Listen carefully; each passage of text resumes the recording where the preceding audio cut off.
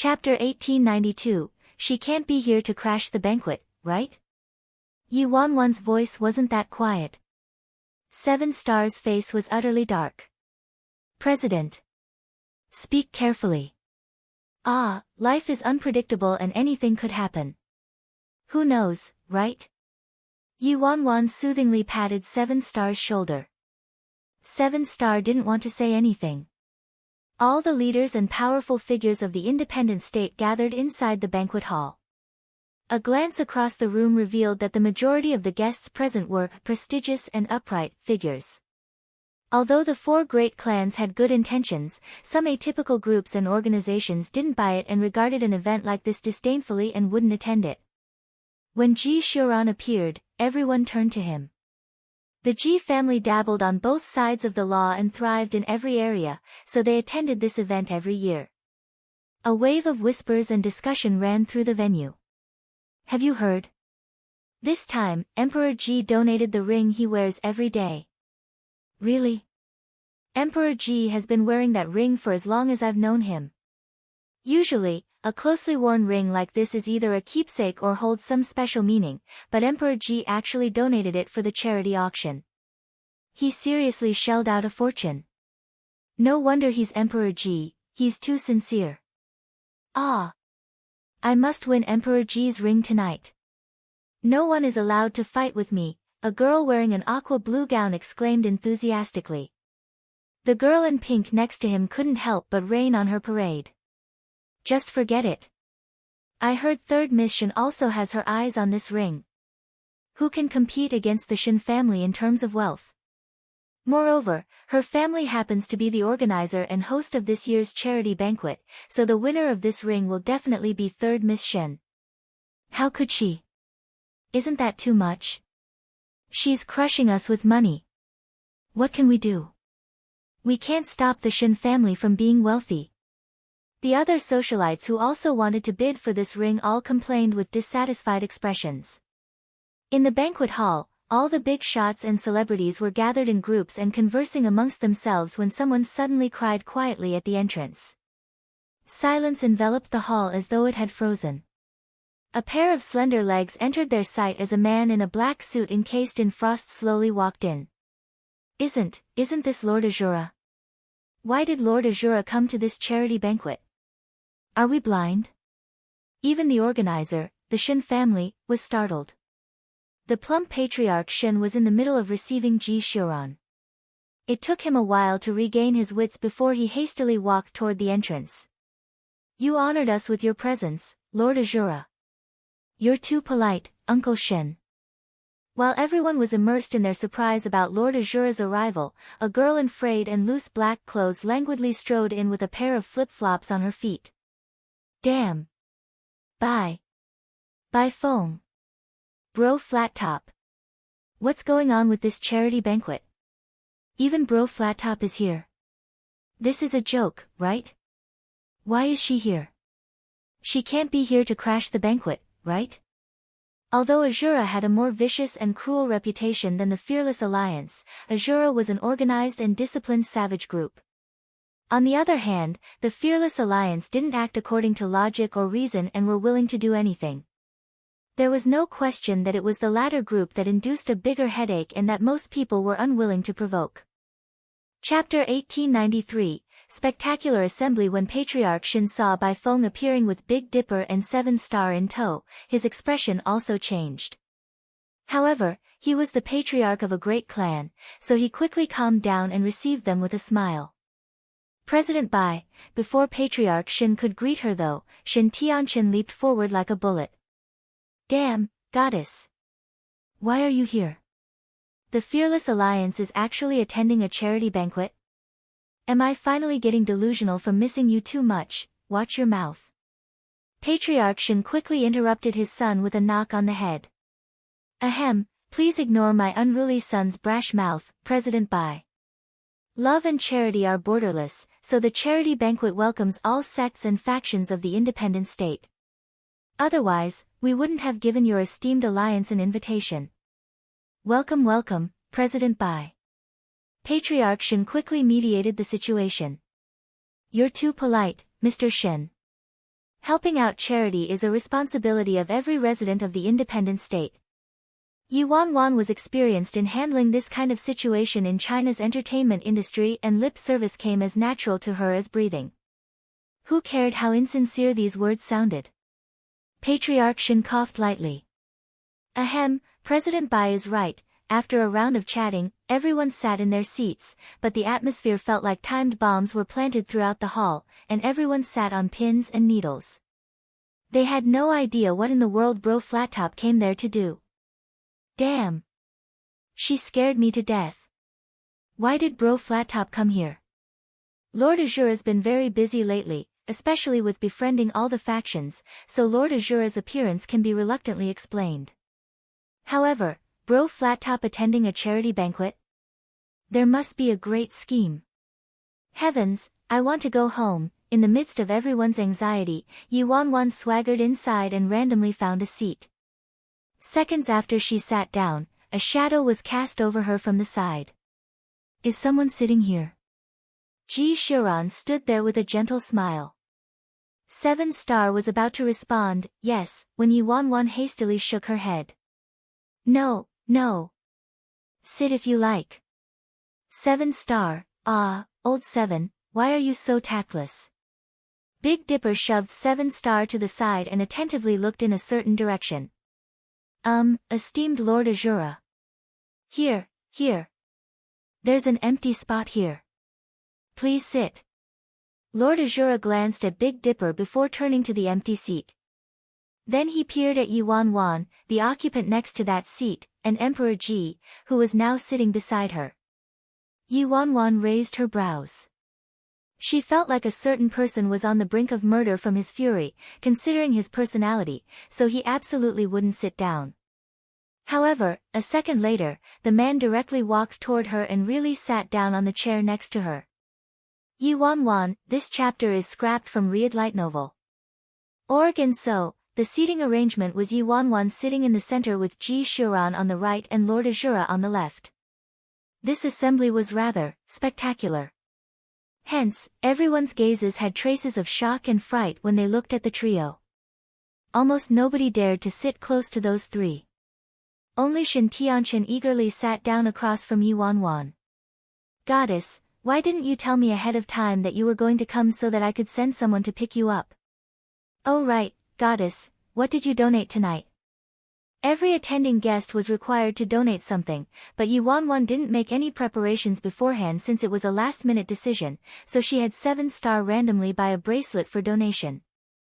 A bracelet, Yu Wanwan replied offhandedly. Shin Tianchen's eyes shone. A bracelet? A closely worn bracelet? I will definitely win the bid even if I have to become broke. Chapter 1894. Normally, people would donate valuable or meaningful items to express their sincerity, so Yu Wanwan naturally wouldn't expose that she bought it on the spot. Soon, the auction began and bidding for all the donated items started one by one. All kinds of things were donated. There were conservative items like jewelry and accessories or items like pre-worn outfits to meaningful events or used fountain pens, weapons, and such donated by famous people. Everything at the beginning was basically the warm-up, and the climax of tonight was 3 treasures. The first treasure was the 9-dragon goblet donated by Patriarch Shen. Its value was very high and it was a rare treasure, so the bidder would not only contribute to charity but would also obtain such a great treasure. They would be killing 2 birds with 1 stone and wouldn't lose out at all. The second treasure was a Tang Dynasty backsword donated by the Martial Arts Union and was allegedly used by the previous president of the Martial Arts Union. It held immense collection value especially for practitioners of martial arts, so it was also the target of countless people. The third treasure was Emperor Ji's ring. A ring worn closely by Emperor Ji all these years was naturally a rare treasure. The auction vivaciously proceeded and the attendants all waited in the back row. 7 Star's gaze didn't stray from Yu Wanwan for a second, afraid that she would start trouble. Yu Wanwan's target tonight was very obvious, the ring and her honor points. Everything could wait until she obtained her honor points, so she didn't plan to cause any trouble. 7 Star was seriously worrying too much. In truth, Yu Wanwan indeed remained peaceful like nobody's business and docilely sat there, not doing anything. Since the climax was near the end, Yu Wanwan leaned crookedly to the side and kept yawning for the next hour. The two men next to her were rather quiet. Emperor Ji had been seriously watching the auction proceeding on the stage, along with Lord Azura as well. Yu Wanwan was truly bored from waiting. She propped her head on her hand and looked to the left, then looked to the right. Then she tilted her head toward Lord Azura and blinked. Lord Azura, what did you donate? The girl's sudden approach caused her warm breath to unexpectedly spray his neck, catching him off guard. The man frowned imperceptibly and didn't answer. Let me guess. Jewelry? Yu Wanwan pressed. Veins bulged out of Seven Star's forehead as he watched his president trying to strike conversation with Lord Azura. He almost couldn't stop himself from rushing over. She had stayed peaceful for barely 2 hours. Yu Wanwan continued to guess. It wasn't. Was it a fountain pen? Or a tie clip? She really wasn't trying to cause trouble. She was just seriously too bored. Yu Wanwan kept talking into Lord Azura's ears, and her warm breath and alluring fragrance kept assaulting him. All wrong. Was it a watch? It was finally the last straw for him, and his deep and hoarse voice coolly rang out, cufflinks. Ah. So it was cufflinks. Yu Wanwan finally received her answer but didn't leave and kept an arm resting across the back of Lord Azura's chair. Lord Azura, Ji Shuran suddenly called out next to Yu Wanwan's ears, President Bai. What? Yu Wanwan reflexively spun her head to look at him. It's your donated item next, Ji Shuran replied. Oh. That fast? Yu Wanwan finally straightened herself and cheered up a little, turning to the auction stage. Chapter 1895. After Yu Wanwan straightened herself, Lord Azura's gaze looked past her and landed on the man to her right. As though detecting his gaze, Ji Shuran nodded minutely and smiled faintly. That instant, Yu Wanwan inexplicably jolted and felt her back becoming rigid. Why did it feel cold all of a sudden? On the auction stage, the auctioneer announced, the donor of the next item was, even the greatly experienced auctioneer felt stuck and took half a day to finish speaking. The president of the Fearless Alliance. Bai Feng. President Bai's auction item is a crystal bracelet. Silence enveloped the venue. Bro Flattop came running to contribute to charity and donated something. This scene was seriously too mystical. Yu Wanwan had 7 Star casually purchased this bracelet at a shopping center, so the crystal wasn't too great quality and only cost $10,000, an average item at most. There wasn't any base price for the donated items at this charity auction, and everyone could bid however they wanted.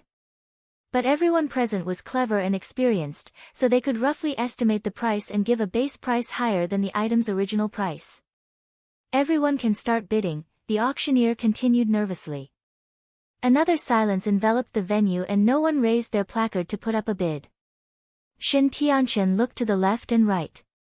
He was planning to wait until the bid proceeded further to avoid winning in one go. However, no one was competing against him. How could he showcase his advantage of being wealthy now?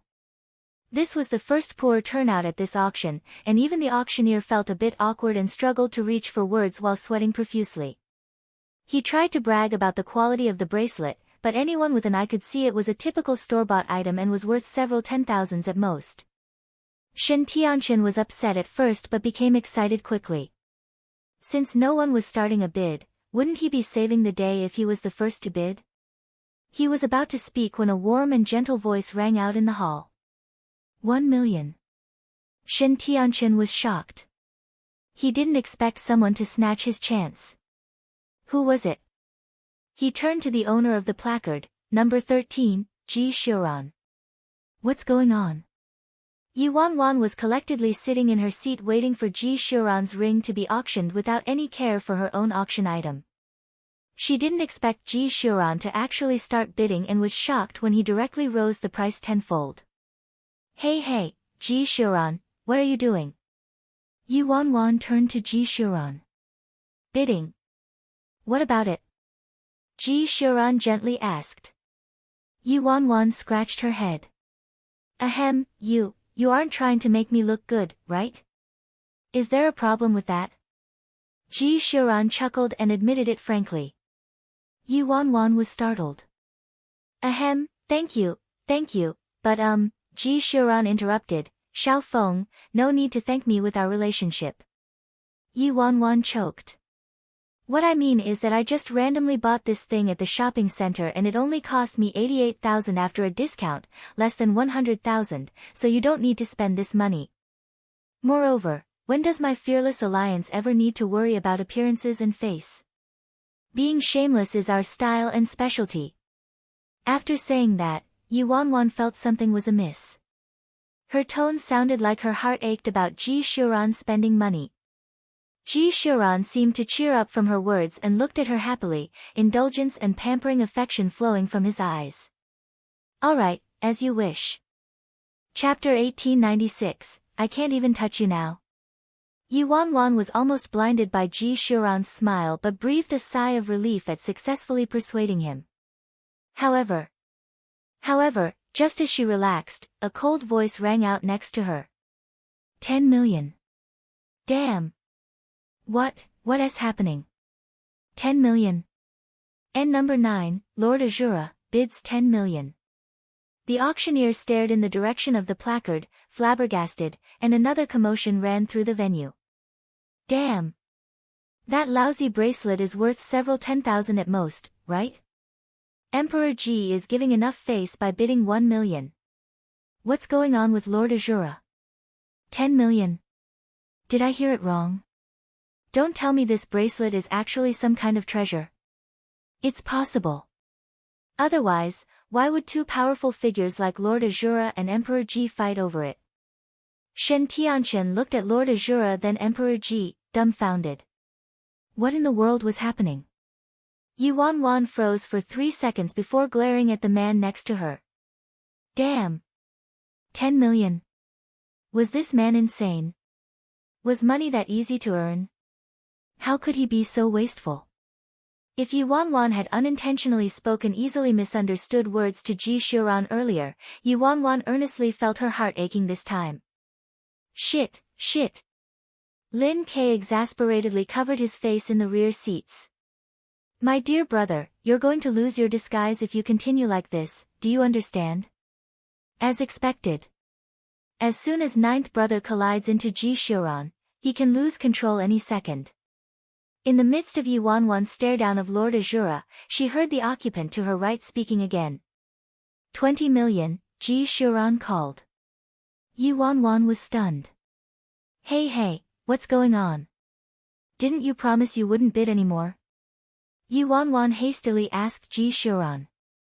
The smile in Ji Shuran's eyes ebbed a few degrees, and he calmly said, Ignore us, Xiao Feng. This is business between Lord Azura and me. Huh? Yu Wanwan was dumbfounded. How did it become their business? What business could they have? What followed after was a whirlwind of price jacking that dazed the audience. 100 million, a voice suddenly shouted, shocking the entire venue. It was Shen Tianchen, who finally regained his wits. Yu Wanwan, 100 million. Yu Wanwan's heart was on the verge of bleeding. Money. All of this is money. If you're that wealthy, can't you give it to me directly? I can use it to buy honor points. This lousy bracelet was really cheap. When Yu Wanwan saw Lord Azura about to raise his placard still, she pounced at him, pressing down his hand. Stop. Her fragrance assaulted him, and he stared at her warm little hand, his stormy darkness slowly receding. It seemed like he had woken up from a dream and realized what he just did. Lin Ke, who witnessed the entire process of his ninth brother spiraling out of control, had a look of despair on his face. Si Yihan pinched his brows with his fingers, gradually recovering his Lord Azura style of aloofness and coldness. He rigidly pulled out his pressed hand. Yu Wanwan's lip twitched and her face swished to black. I can't even touch you now. You won't let me touch you, huh? Thankfully, Emperor Ji also stopped raising the price. And so, in the end, this lousy bracelet, which cost less than 100,000 after the discount, was sold for the astronomical price of 100 million to Tycoon Shen. Everyone's eyes nearly popped out of their sockets when they witnessed this lousy thing sold for 100 million.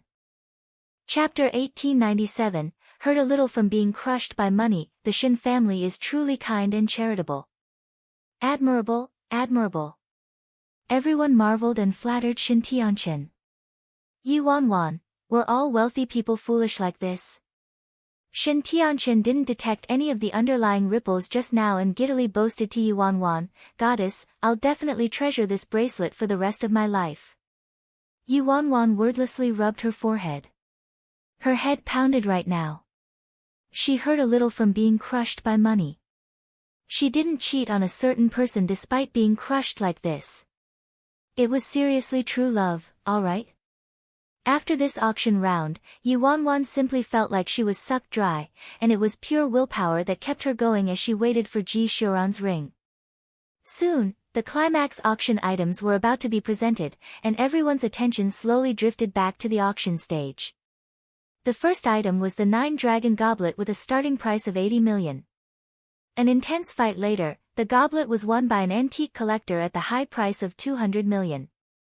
Everyone couldn't help but muse that only a treasure soon, it was the climax auction items, and everyone's attention slowly gathered back to the auction stage. At this level was worth 200 million. Yet, Bro Flat Top's shoddy bracelet was sold for 100 million. This was a marvel never before seen in the history of the auction. Next was the Tang backsword once used by the previous president of the Martial Arts Union. When the red cloth was pulled back and the Tang backsword was revealed, Yi Wanwan's brows twitched for no reason. Due to a long period of disuse, this sword looked a bit old and the blade was blunt.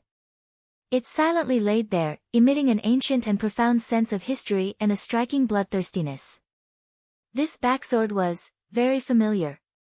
While Yi Wanwan was confusedly examining the backsword and pondering over this strange feeling, the bid started in full swing. In the end, Ji Xiuran won the bid for the Tang backsword, and the guests around them all politely and amiably toasted him. "Congratulations, congratulations. Congratulations, Emperor Ji." Ji Xiuran nodded in thanks and looked at Yi Wanwan. "Xiao Feng, do you like that sword?" When they were outside, Emperor Ji usually called her President Bai, but for some reason, he reverted back to Xiao Feng on this occasion. Yi Wanwan returned to the present. "No, it just feels weirdly familiar." Ji Xiuran looked at the girl deeply. "Is that so?" The next item to be auctioned is Mr. Ji Xiuran's ring. The auctioneer's voice rang out from the stage. Yi Wanwan straightened up instantly, all her attention on the stage. Although the value of Ji Xiuran's ring certainly wasn't as much as the 9-dragon goblet, it was possible that its final sold price could be as high as the goblet due to its owner. This chapter is scrapped from Riyadh light novel. The guests all rubbed their hands in preparation for tonight's battle. Word had it that third Miss Shen would also participate in the bid for this item, but many people still wanted to compete for it since no one present was poor. Third Miss Shen's personal assistant reassured her with a smile, "Don't worry, Third Miss, Emperor Ji's ring will definitely belong to you." Third Miss Shen raised her chin and confidently said, "That goes without saying." Then she fervently turned to Ji Xiuran. "Now, the bidding begins. You may all start naming your bids," the auctioneer passionately announced. 10 million, an upper-class woman called out, doubling the price immediately. 15 million. 20 million.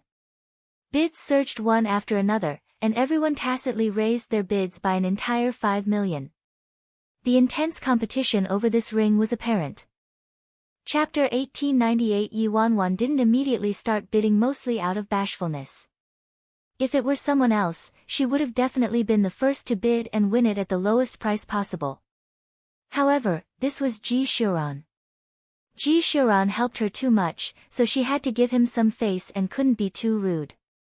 And so, Yi Wanwan watched for an opportunity and waited for everyone to hype it up a bit more. It would be alright as long as she made her bid before third Miss Shen skyrocketed the price. She sharply caught third Miss Shin about to raise her sign. Now! 21 million. Yi Wanwan shouted.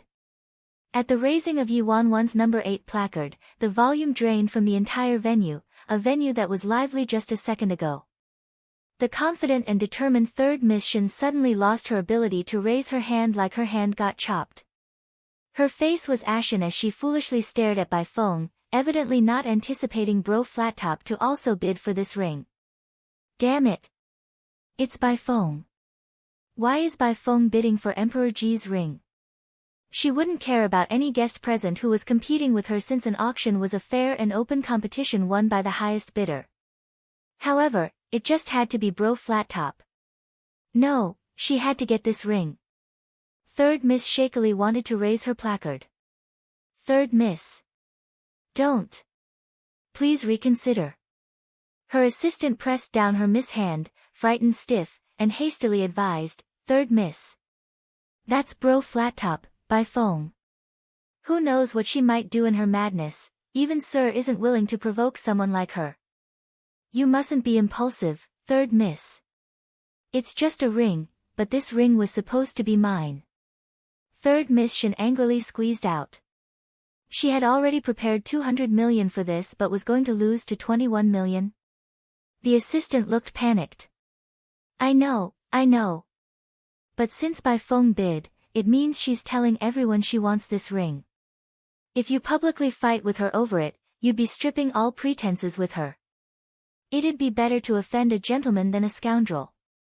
Third Miss Shin was still unwilling to accept this, but she met her father's warning glare. As expected, even father wasn't willing to provoke Bai Feng. Third Miss Shin had no choice but to grit her teeth and put her sign down. The auctioneer kept his attention on third Miss Shin and unsurprisingly watched her lower her sign, her face pale. Third Miss Shin didn't dare to raise her sign. After all, who would suicidally bid against the president of the Fearless Alliance? No one, of course. Yi Wanwan looked unsurprised and sat there, unfazed. When she saw third Miss Shin putting down her placard, she even nodded at third Miss Shin with a smile. Thanks.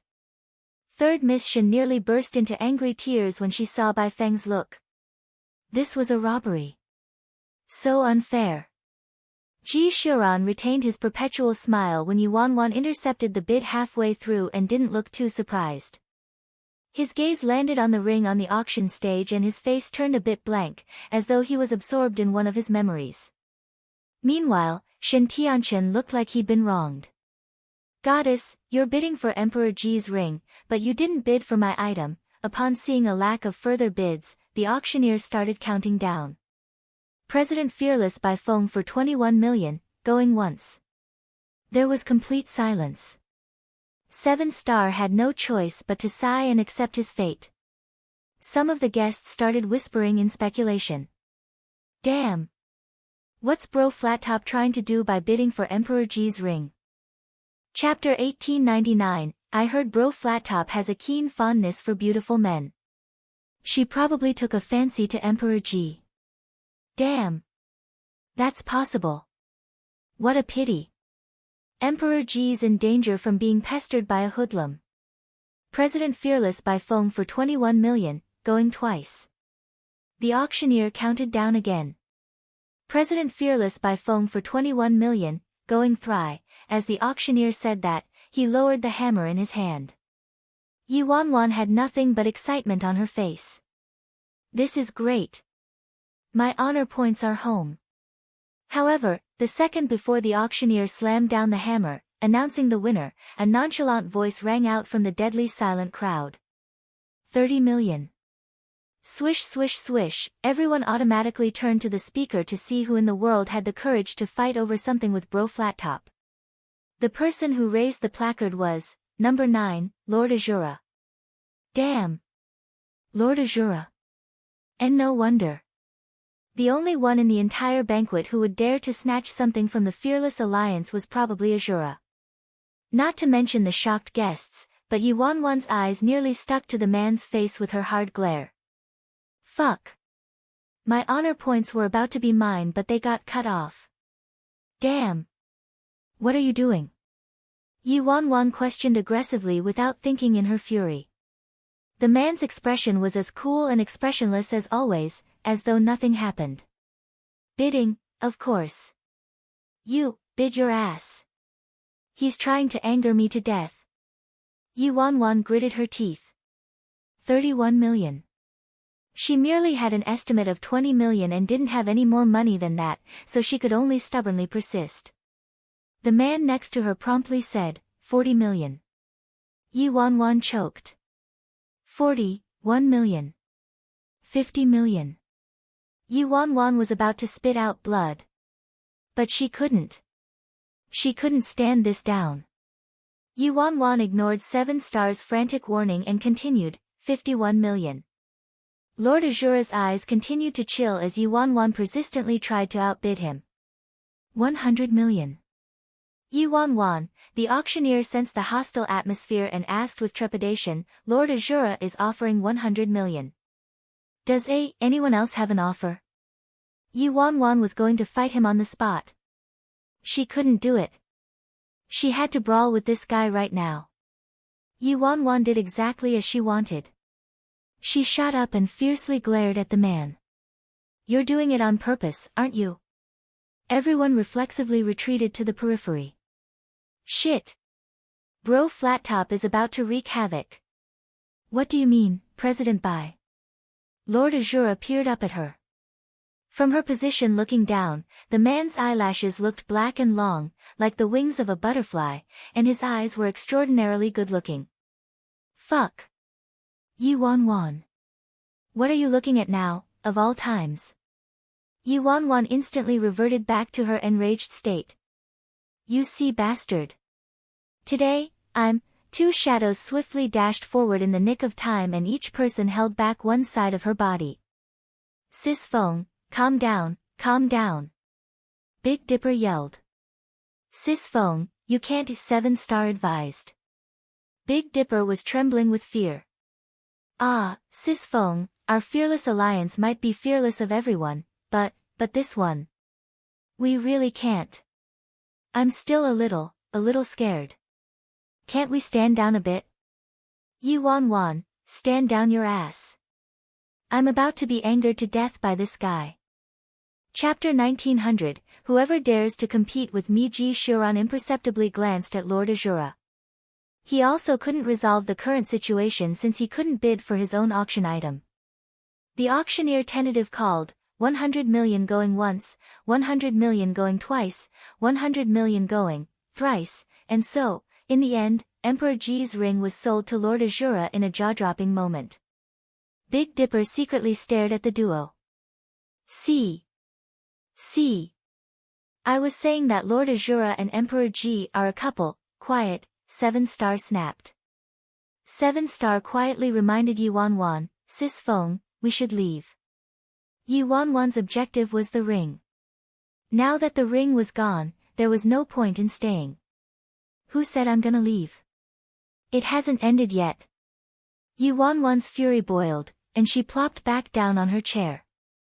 The auctioneer fearfully announced the auction would continue, and Big Dipper and 7 Star had no choice but to continue waiting in the back, seeing as they couldn't persuade Yi Wanwan to leave.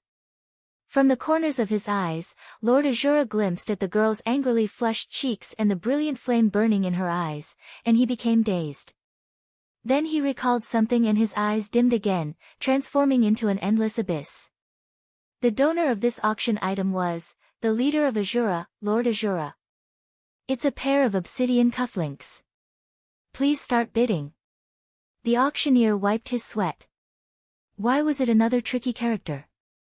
Following the auctioneer's words was another fervent uproar, especially from the women. Wah! Lord Azura actually donated an item too.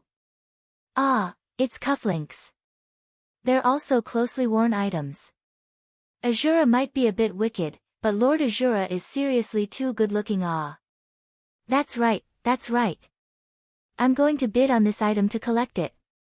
I also want it. Everyone, compete fairly. Enough, stop arguing. It's starting. On the stage, the auctioneer announced the start of the bidding. Everyone held their breaths and waited on their toes, preparing to raise their placards. However, at that moment, a placard was lifted, followed by a languid voice. "I offer $1. Rage lingered in Yuanwan's eyes, along with a few traces of murderous aura, as she coolly glanced at those enthusiastic socialites. "Whoever dares to compete with me, just try." All the women were instantly sent trembling with fright like little chicks. Why's it her again? $1. Bai Feng's gone mad, right? What's the difference between this and direct robbery? This is obviously blatant robbery, alright? Yuan snorted. I'm robbing openly. So what? Bite me, was written all over her face. After Yuanwan's yell of $1, no one else dared to bid. Even if this was the lowest price in history and even if a beggar wouldn't pick it up after it dropped on the ground, no one dared to counterbid. The auctioneer had never encountered this kind of situation in his career. He felt like this was the biggest challenge of his career. Hey, time's up. Shouldn't you start counting down? Yuan threateningly reminded him, lightly tapping her armrest. The auctioneer shuddered and hastily said, yes. President of the Fearless Alliance by phone, $1 going once, $1 going twice, $1 going, thrice. Towards the end, the auctioneer didn't dare to meet Lord Azura's eyes. Going thrice, sold. The item he donated was bought for $1. This was simply public humiliation, a face-slapping and provocation. Azura and the Fearless Alliance were probably going to start a war, right? The color drained from 7 Star's face. He prepared himself for the worst already but didn't expect reality to be more excruciating. Chapter 1901 Having a Lover's Spat. This vixen has gone too far. This was the nth time Jiang Yan had uttered this same line out of fury. Ah, little red, calm down. Lin Ke clapped the aggravated Jiang Yan's shoulder. They're just having a lover's spat. Why do you keep blindly getting mixed up into it? However, this time, the spat had gotten a little serious. Lin Ke had never seen ninth brother angered to this extent. Yuan was truly too capable. This year's charity auction experienced all sorts of twists and turns and surprises, providing a rather thrilling and frightening night. From the arrival of President Fearless and Lord Azura to Emperor Ji and Lord Azura simultaneously bidding for Bro Flattop's bracelet for no reason to Bro Flattop and Lord Azura clashing and fighting over Emperor Ji's ring to Bro Flattop snatching Lord Azura's cufflinks with $1. Every event sent the onlookers' jaws dropping. Their hypotheses that formed seconds ago were constantly turned over in the next second inexplicably. After Bai Feng bought Lord Azura's valuable obsidian cufflinks at the price of $1, everyone subconsciously turned to Lord Azura. Their bums hovered above their chairs, wanting nothing more than to escape for their lives immediately. However, Lord Azura was still Lord Azura. Despite being provoked publicly in this fashion, he suppressed his rage, but his complexion, it was terrifying. Shit. I'm scared to death. The smell of gunpowder tonight is too frightening. A perfectly fine charity banquet was ruined by Bro Flattop. She really came here to crash the party, didn't she? Isn't the Fearless Alliance too gutsy? First, they sabotaged the price of Emperor Ji's ring and stole from 3rd Miss Shen. Now, they stole Lord Azura's cufflinks with that kind of price and offended all the big shots here. Lord Azura's murderous face looks especially torrential. I think the Fearless Alliance will definitely faceplant this time. They should have thought about who they were provoking. The atmosphere in the venue was taut as a string, and everyone held their breaths and prepared to escape for their lives. The only relaxed person was probably Yuan. After stealing the cufflinks, she cheerfully glanced at the man to her left. Although she really didn't want to admit it, she might have snatched the cufflinks to vent her anger, but also because she disliked those women's covetous glances and couldn't tolerate this pair of cufflinks ending up in another woman's hands. After the auction ended, the employees started delivering everyone's auctioned items.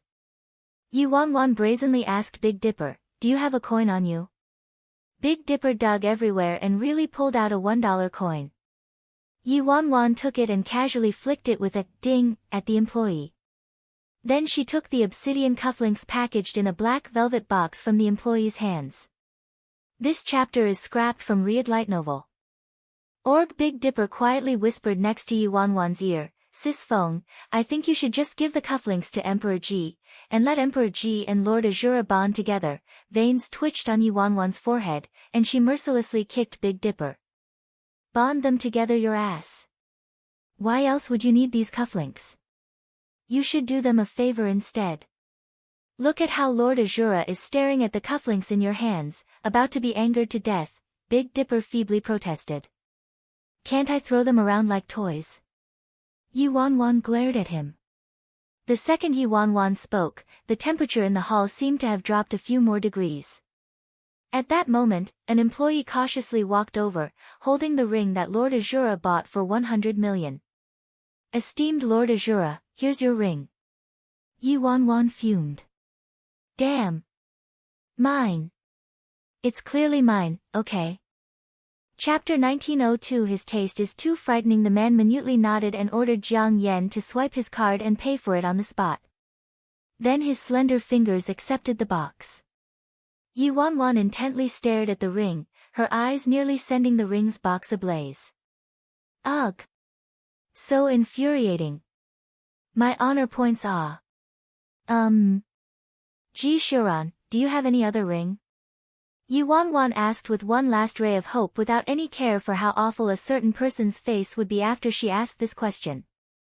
Ji Shuran shook his head. "I don't. I'm not accustomed to wearing rings, so this was the only one." Then damn, it appeared the person who issued the mission only wanted this ring. If she tried to slide by with another ring, it wouldn't work. At that moment, Third Miss Shen marched over and stopped in front of Lord Azura. Third Miss Shen first shyly glanced at Ji Shuran before turning to fervently stare at the ring in Lord Azura's hands. However, she cowered a little due to the other man's overly intimidating aura before scrounging up her courage and asking, "Esteemed Lord Azura, could you sell this ring to me?" As Third Miss Shen said that, she mused to herself, "Wow. Lord Azura looks even prettier up close." Who would have expected Lord Azura, who was rumored to look like Rakshasa, would turn out to be so handsome? Too bad he was so frightening and made everyone too scared to approach him. In contrast, Ji Shuran was much gentler. "I can give double the price," Third Miss Shen confidently offered. Yuanwan nearly choked on her own spit from shock. Damn. Double. That was 200 million. She started with 200 freaking million. Rich people like the Shen family were truly too much. After Third Miss Shen said that, she glanced at Yuanwan gloatingly. She didn't believe there was anything in this world that couldn't be resolved by money. There was an 80% chance Lord Azura fought for this ring due to a conflict with Bro Flattop and wanted to antagonize her. The other reason was to use this 100 million of charity money to befriend the Shen family. Since it was like that, if she offered 200 million to buy this ring from Lord Azura, he would definitely agree to sell it to her as long as he was right in the head. The assistant next to Third Miss Shen also thought this method was feasible, so she didn't stop her miss. "How about it, Lord Azura?" Third Miss Shen asked self-assuredly. The man aloofly glanced at Third Miss Shen from the corner of his eyes and indifferently said, "No." Third Miss Shen, Yuanwan, Big Dipper, Shen Tianchen suddenly interrupted this peculiar silence and belligerently shouted, "I offer 250 million. Sell it to me, Lord Azura." Then Shen Tianchen turned fawningly to Yuanwan, his eyes brightly shining. "Don't worry, goddess. I will definitely help you get anything you want." Third Miss Shen stomped her foot in anger. "Is there something wrong with your head, brother?" She already had a hard time understanding why Shen Tianchen spent 100 million to buy Bro Flattop's lousy bracelet for no good reason tonight, and now he was calling Bro Flattop goddess? Her brother didn't take a liking to Bro Flattop, right? Too frightening. His taste was too intense. Shen Tianchen ignored his sister and continued to pester Lord Azura. "No, 300 million. I'll pay 300 million. That should be enough, right?" He was offering more money than was sensible already. There was probably no one who could reject it. Yi Wanwan, at least, felt like she would have sold it if it were her. Chapter 1903 Lord Azura's love for Emperor Ji was probably true love. Lord Azura glanced at Shin Tianchen, and some extremely icy emotions leaked out from his gloomy eyes, sending an involuntary shiver down Shin Tianchen's spine. Damn! Why did Lord Azura look at me so frighteningly? I'm an extravagant spender. Who on this planet doesn't face me with a grin? Shin Tianchen gulped. How about you name any price you want? Lord Azura handed the ring to Jiang Yan for safekeeping and promptly turned, leaving behind the deep and hoarse words, "Not for sale," in his wake. Shin Tianchen, third Miss Shin, Yi Wanwan, 300 million. It was 300 million. Yi Wanwan suddenly started to deeply suspect that Lord Azura's love for Emperor Ji was probably true love. Watching Lord Azura leave. Watching Lord Azura leave with her 10,000 honor points in tow. Yi Wanwan was about to explode from her fury. Why did she bother worrying about those cufflinks ending up in another woman's hands? Yi Wanwan intently stared at the man leaving with her honor points for a moment before turning to third Miss Shen and asking, "Third Miss, do you want these cufflinks? If you want them, I'll sell them to you cheaper and give you a discount at 100 million. The girl's enraged voice floated from behind him. When Lord Azura heard her wanting to sell his cufflinks, his steps seemed to pause for a moment and his back also stiffened, but he quickly recovered and disappeared into the dark night. Third Miss Shin started for a moment before her face became livid with anger. You bought it for $1 yet you're selling it for 100 million? Why don't you come and rob me instead? Yi Wanwan pursed her lips. Who cares how much I bought it for? These cufflinks are worth this price. After her fury passed, third Miss Shin mulled it over and felt Bai Feng was right. It was worth 100 million. She wouldn't be losing anything really. Moreover, Lord Azura was so good-looking. Third Miss Shin was tempted. Third Miss Shin coughed lightly and said, 100 million, is it? Sure. I'll buy the cufflinks. Send money to her. Third Miss Shin turned to her assistant and instructed her before extending her hand toward Yi Wanwan. Give me the cufflinks. Big Dipper was flabbergasted as he witnessed this, overwhelmed with admiration. You're too awesome, Sis Feng. $1 in exchange for 100 million. This was simply an extremely profitable exchange. Hurry and give it to her. Big Dipper urged. Yi Wanwan met third Miss Shin's anticipatory face, and her nonchalant expression chilled. You want to buy these cufflinks with a mere 100 million? Aren't you dreaming too much? Bai Feng, what do you mean? Nothing. I'm not selling. Bai Feng. You. It was clearly you who said you were selling. Are you playing me? Third Miss Shin nearly spat out blood from anger. Yi Wanwan answered, yes, so what? Third Miss Shin, Big Dipper was stunned. Sis Feng, are you mad? Why aren't you selling? That's 100 million. 100 million. What about 100 million? Is it a lot? Yi Wanwan rolled her eyes at him. It freaking really was a lot. But since she rejected it already, she couldn't regret it. What a good-for-nothing she was. She was tormented to this extent, and she still couldn't part with some lousy cufflinks of his. Let's go home.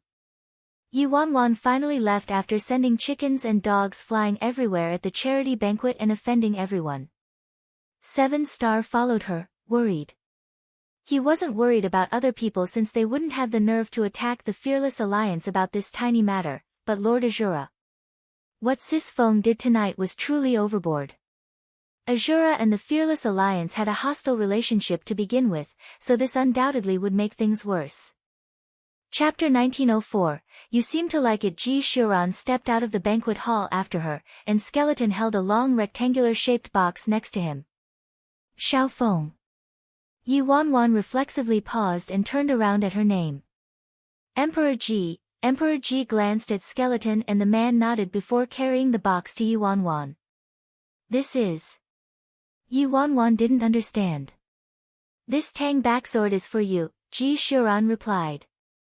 Yi Wanwan was astonished. Huh? For me? Yes. You seem to like it, Ji Shuran nonchalantly answered, like it was a matter-of-course thing. Big Dipper and Seven Star looked at each other, surprise on their faces. What was going on with Emperor Ji? Why did his attitude feel so odd? And this wasn't the first time they had this feeling. Originally, the Fearless Alliance and Emperor Ji should have been enemies after a conflict between the two, but ever since Sis Feng returned, they became closer and closer instead of intensifying their hostility. However, no matter how Seven Star thought about it, he couldn't understand why Ji Shuran would befriend a notorious and ill-reputed organization like the Fearless Alliance. Yi Wanwan sweated profusely instantly. I can't. This is too valuable. As one of tonight's climax auction items, this backsword was sold for an astronomical price of several hundred million. Big Dipper was stupefied. Damn! Isn't this the Tang backsword once used by the previous president of the Martial Arts Union? The dream collector item of every martial artist and every fanboy in the independent state. Sis Feng, what's wrong with you? Shouldn't you shamelessly hurry and accept this? Why are you acting all gentlemanly and pious in front of Emperor Ji? Gentlemanly your ass. Shut up. Yi Wanwan kicked him before turning back to Ji Shuran and saying, Ahem, thank you, but this backsword is truly too valuable. I can't accept it. Alright, she also thought she would inexplicably become very gentlemanly every time she was with Ji Shuran. Ji Shuran didn't mind and chuckled lightly. Then take it to play with for a few days and return it to me later. Then Yi Wanwan was somewhat tempted as she stared at the backsword. Ever since she saw this backsword at the banquet hall, her mind had been ill at ease, so this would be the perfect time to borrow it to study it. Skeleton had already stepped forward and handed the box to Yi Wanwan. Yi Wanwan carefully accepted it. Ahem, then thanks. I'll definitely protect it well. No problem. Ji Shuran smiled before recalling something, and his smile dimmed. Apologies. I couldn't bid for my own donated item. That ring, the flames in Yi Wanwan's heart combusted once more. She forcibly repressed it and squeezed out between gritted teeth, no worries, I have a solution. Then Yi Wanwan was probably afraid of Ji Shuran misunderstanding and hastily coughed and explained, Ahem, please don't misunderstand. I didn't mean anything else by it. I actually wanted this ring because I wanted to exchange it for Scarlet Flame's academies, didn't mean anything else. Ji Shuran interrupted, his light-colored eyes meaningfully landing on her face. Yi Wanwan felt a bit awkward. As by phone, she had a complicated secret relationship with Ji Shuran, so Ji Shuran probably wouldn't believe she wanted it purely for honor points. Before Yi Wanwan could gather a good response, Big Dipper interjected, no other meaning? Sis Feng, who the heck are you trying to fool? Yi Wanwan's veins popped on her forehead. Big Dipper, I feel like you've been feeling a bit itchy recently. Big Dipper instantly escaped 10 feet away. No. Sis Feng, you absolutely had no other meaning. You did it for love and justice. Yi Wanwan. Chapter 1905, What Happened to Not Being Bewitched by Looks? On the trip back in the car, Seven Stars seemed to have finally understood something. Sis Feng, what did you mean just now? Did you bid for Emperor Ji's ring to exchange it for Scarlet Flame's Academy's honor points? Yi Wanwan's face was dark as the ocean, and the fire in her eyes burst to the heavens. She looked like a merchant who came home with a prosperous load but encountered bandits during her journey and was robbed of everything she had. She enunciated each word carefully, obtaining Emperor Ji's personal ring, S-rank mission, 10,000 honor points. Yes, and then it all flew out of her hands. Realization dawned on Big Dipper. So you were aiming for honor points, Sis Feng. What else? Do I look a lecherous and tyrannical monarch who ignores her duties, pranks her officials, and gets bewitched by looks all day long? Yi Wanwan snapped brusquely. Out of an overwhelming desire to survive, Big Dipper didn't act suicidally for once and said, I did think that originally, but after today, I will reflect on my previous misunderstandings of you, Sis Fong. Being lecherous is merely your facade and disguise. In reality, you're the most logical, wisest, most thoughtful of the circumstances, and most strategic brilliant ruler. Yi Wanwan jovially accepted Big Dipper's accolade of praises. Much better. The car drove onward smoothly and happened to pass by a roadside stall that had a lot of handicrafts hooked by red strings displayed. Yi Wanwan called out to the driving 7-star, wait, 7-star, stop the car. Go out and help me buy a red string from the owner. Sis Fong, do you want to buy a pendant? 7-star inquired. No, I just want a piece of string. Alright. 7-star didn't know what Yi Wanwan wanted the red string for but left the car to buy it anyway. 7-star politely communicated with the owner, a middle-aged woman, and quickly returned to the car. How did it go? Did you buy it? Yi Wanwan asked. 7-star handed the red string to Yi Wanwan. The owner gave it for free. Yi Wanwan happily patted 7-star's cheeks. Nice, nice. Good job. 7-star pursed his lips with a slightly abashed expression. Big Dipper instantly grumbled. It was just a piece of string. If I went, I would have conned a ball out of her. Yi Wanwan rolled her eyes. However, Sis Fong, why did you tell old 7 to buy this lousy, worthless piece of string? Big Dipper asked curiously. 7-star also looked puzzled. Yi Wanwan didn't reply and calmly pulled out the black velvet box from her pocket. Big Dipper's eyes brightened the second he saw this box. Lord Azura's cufflinks. That was 100 million. 100 million. Sis Fong, did you finally decide to sell it? I knew it. You must have not sold it to Third Miss Shin just now because you wanted to sell it to someone else for a higher price. For these cufflinks, I don't think it'd be a problem if you raised the price some more and sold it for 200 million. You're truly too brilliant, Sis Fong. In the midst of Big Dipper's onslaught, Yi Wanwan pulled out the obsidian cufflinks and strung them together with the red string before wearing it around her neck. What do you think? Look good. Yi Wanwan's fair and delicate fingers gently ran over the cufflinks as she lazily asked with a raise of her brows. Big Dipper, 200 million. How could it not be good-looking? What happened to not being lecherous and tyrannical? What happened to not being a terrible ruler? What happened to not being bewitched by looks? Thank goodness she didn't win Ji Shuran's ring. If she got it, would she wear Emperor Ji's ring on her hand and Lord Azura's cufflinks around her neck? Chapter 1906 All robbed. Help me send a message to Lord Azura, Yi Wanwan ordered Big Dipper after exiting the car. 7-star's eyebrows twitched. The president just simmered down. What did she want to do now? Big Dipper blinked. Huh? Do you want to write a love letter to Lord Azura again? What freaking love letter? Tell him I want that ring and he can bring up any terms he wants, Yi Wanwan replied. Big Dipper mumbled, ahem, you should just give up, Sis Fong. Lord Azura didn't sell it to eldest young Master Shin even at 300 million, Yi Wanwan glared at him. Just do as I say. Okay, Big Dipper felt like he'd discovered the truth. The honor points were merely a cover, and she actually wanted Emperor Ji's personal ring for herself. After returning to the Fearless Alliance, Yi Wanwan also had Big Dipper go to the archives and search for some old records of the independent state. Ever since learning about the Rose of Death's actual existence, she was intrigued. To Yi Wanwan, the Fearless Alliance was considered a T1 tier faction and was rather top-notch already. It might not match up to Emperor Ji's faction or Lord Azura's Azura, but it shouldn't be too inferior. Aside from immensely powerful factions like them, the ancient clans of the independent state, and the supposed protectors of justice in the independent state, the martial arts union.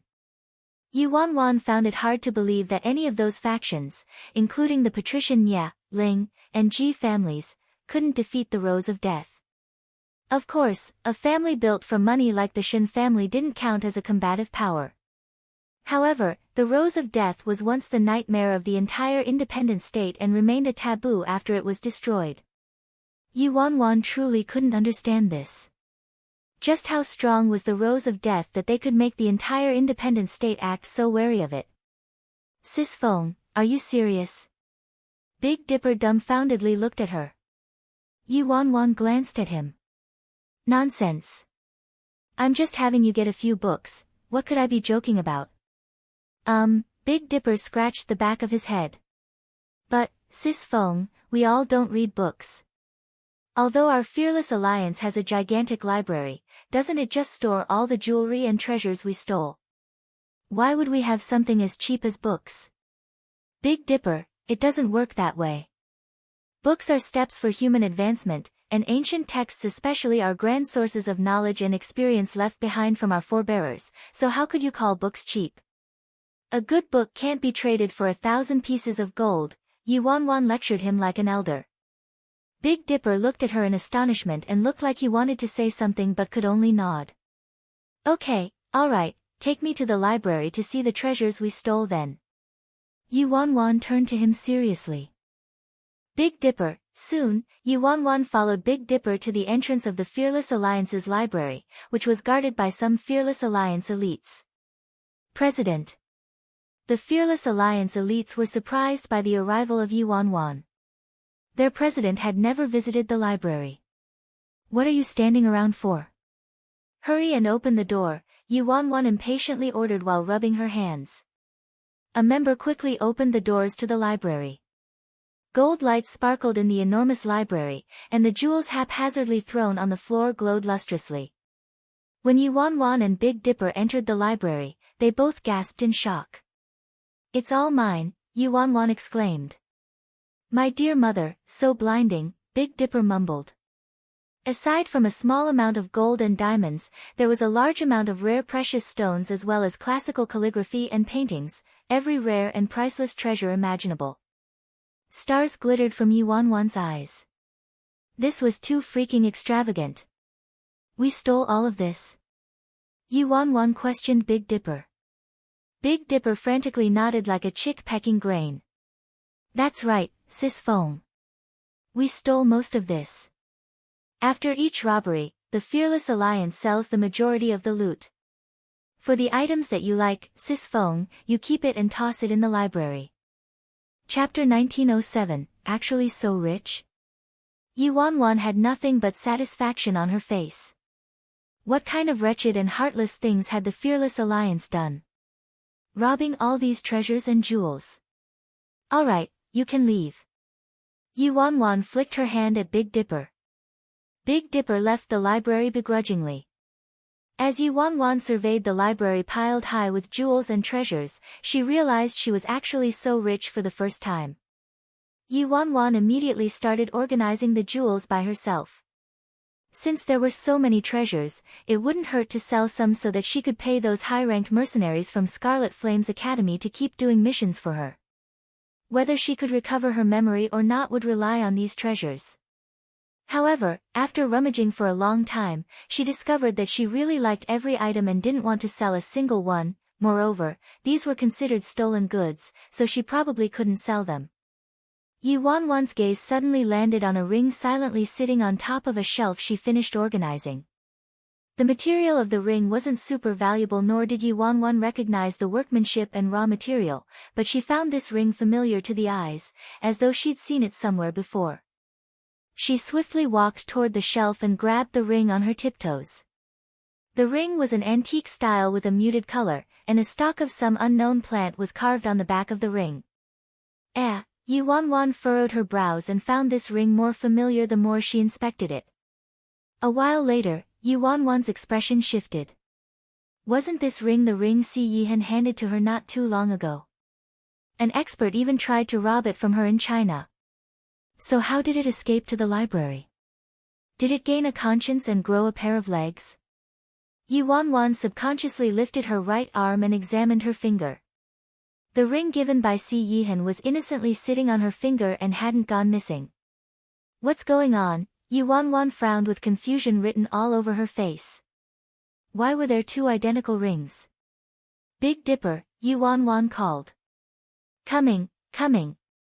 You were looking for me, Sis Feng.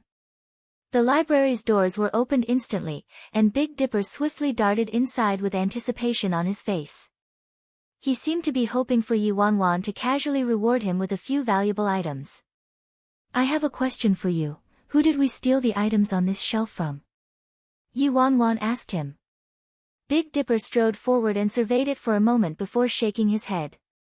I don't know.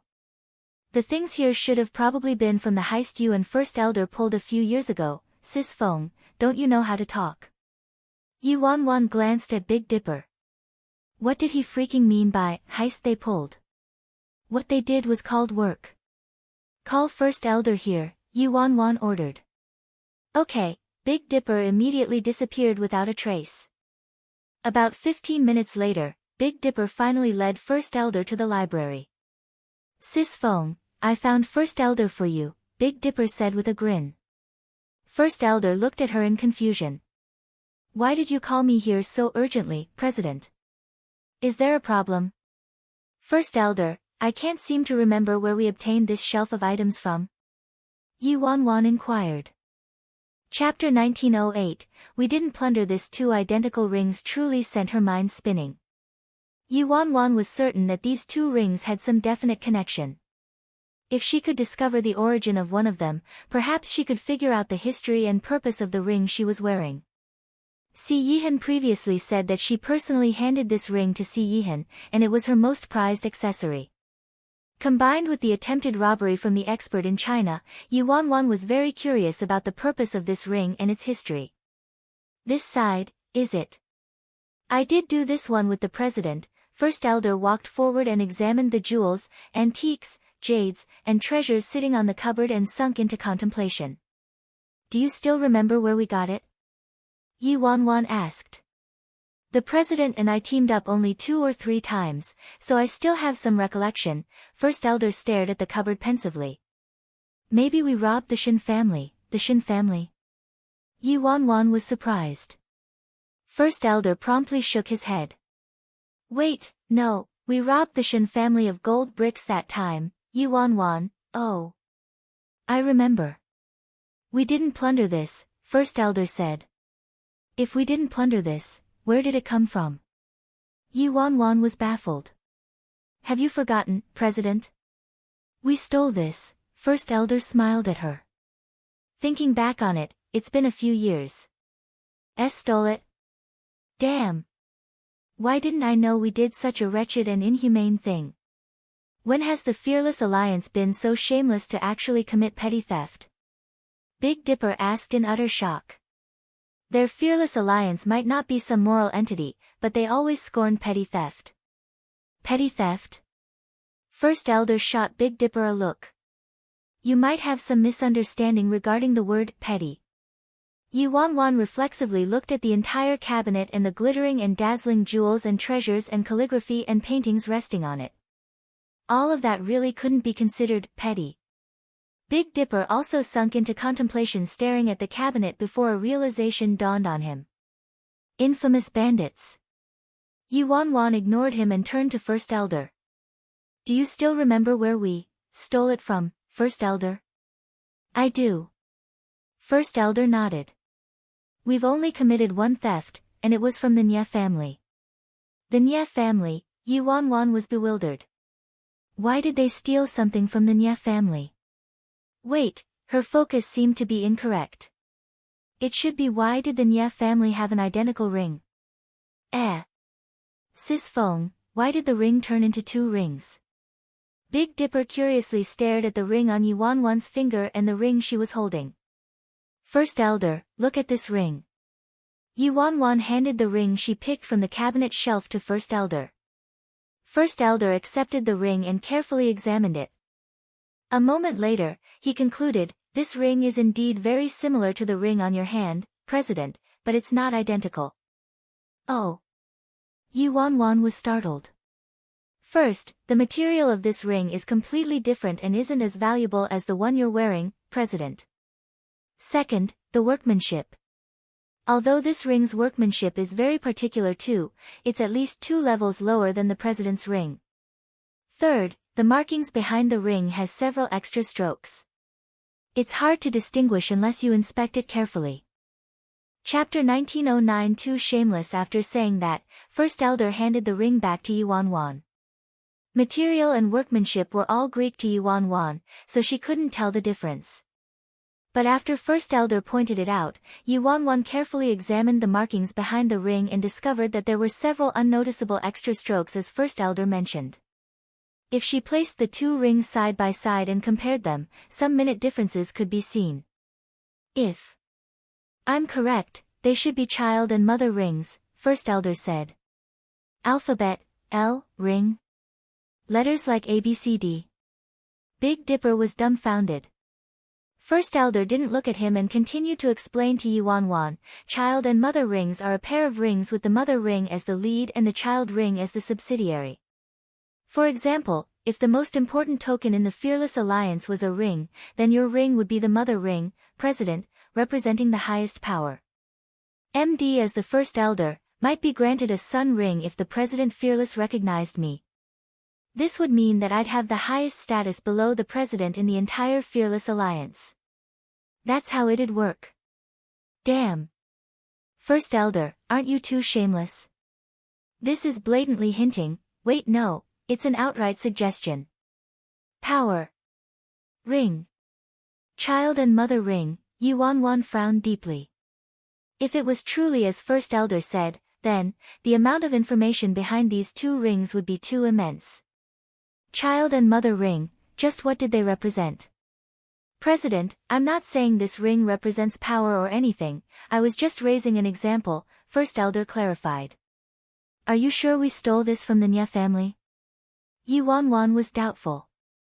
Why would they steal? No, why would the Nya family have such a ring? I'm sure. First Elder nodded. Because we've only ever stolen from the Nya family, and everything in this cabinet was stolen from the Nya family, alright. That's all, then. Yuan waved her hand and left the library. Without a moment's pause, Yuan called nameless Nya and asked him to meet her at a nearby coffeehouse. About 2 hours later, nameless Nya fierily entered the coffeehouse, and Yuan was sitting in her usual spot. Ha, good sister, are you planning to buy the antidote? Brother told you that your life is most important. Don't worry, brother won't ask a lot from you since we're all family. But your life is so valuable, sister. If I accept too little, it'd be equivalent to humiliating you and slapping your face. So just give me 100 or 200 million, nameless Nya fired away hopefully as soon as he sat down across from Yuan.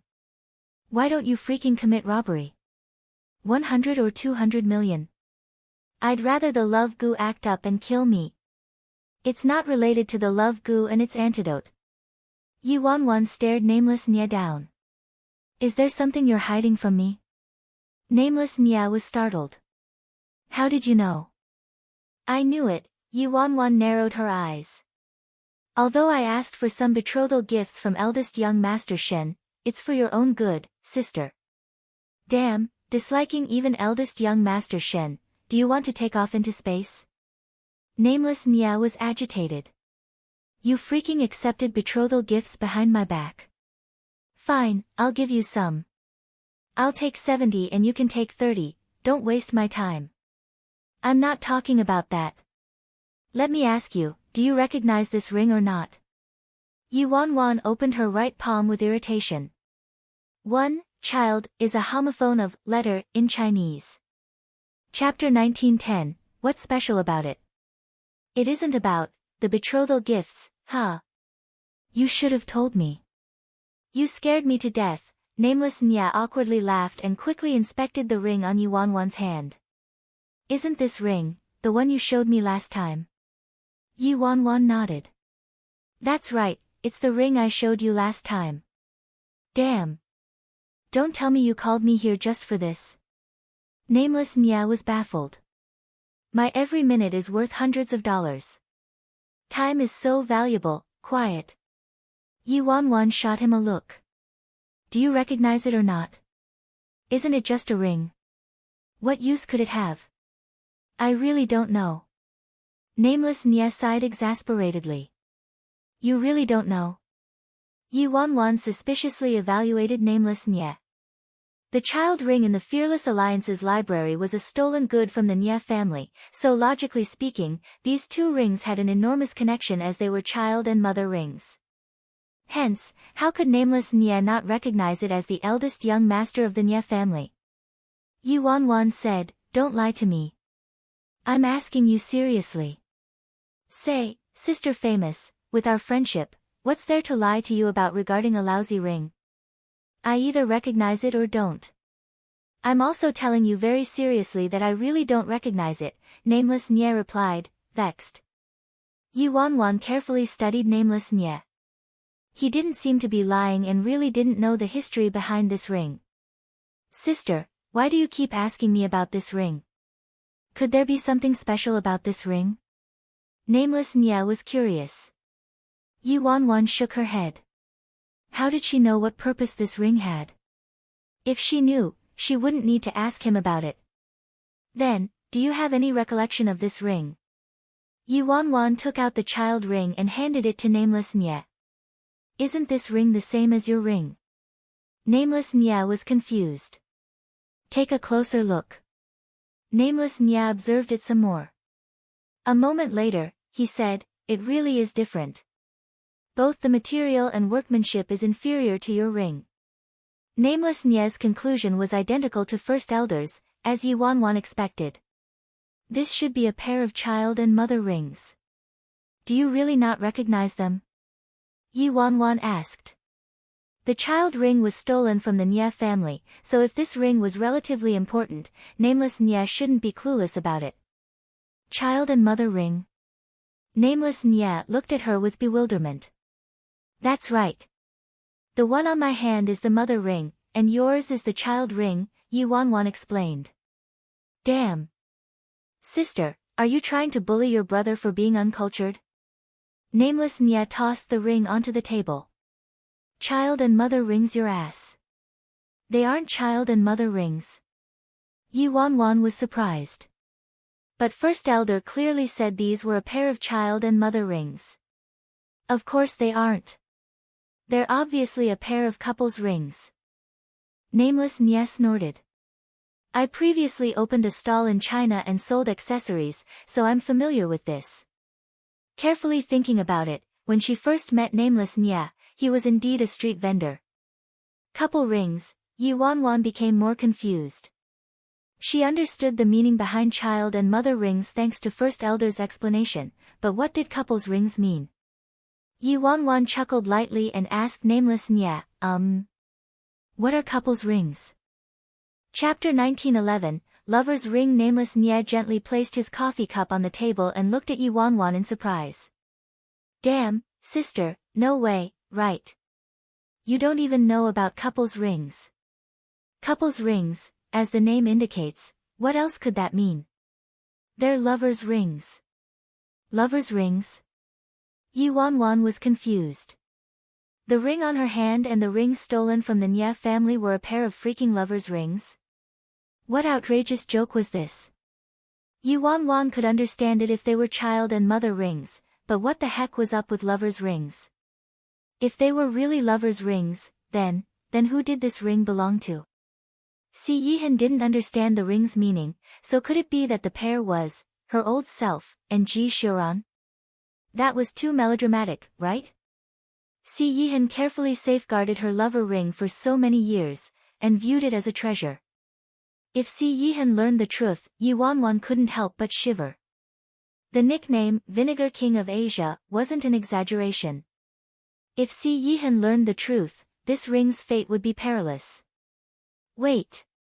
Our Fearless Alliance's First Elder said these were child and mother rings. First Elder is wise and is considered the most knowledgeable individual in the Fearless Alliance, Yi Wanwan murmured. If she had to pick between First Elder and Nameless Nye, she'd definitely choose to believe First Elder. At least First Elder was more reliable overall. Does your First Elder have a wife? Nameless Nye asked her. Yi Wanwan shook her head reflexively. She'd never heard anything about First Elder having a wife. See. That's it.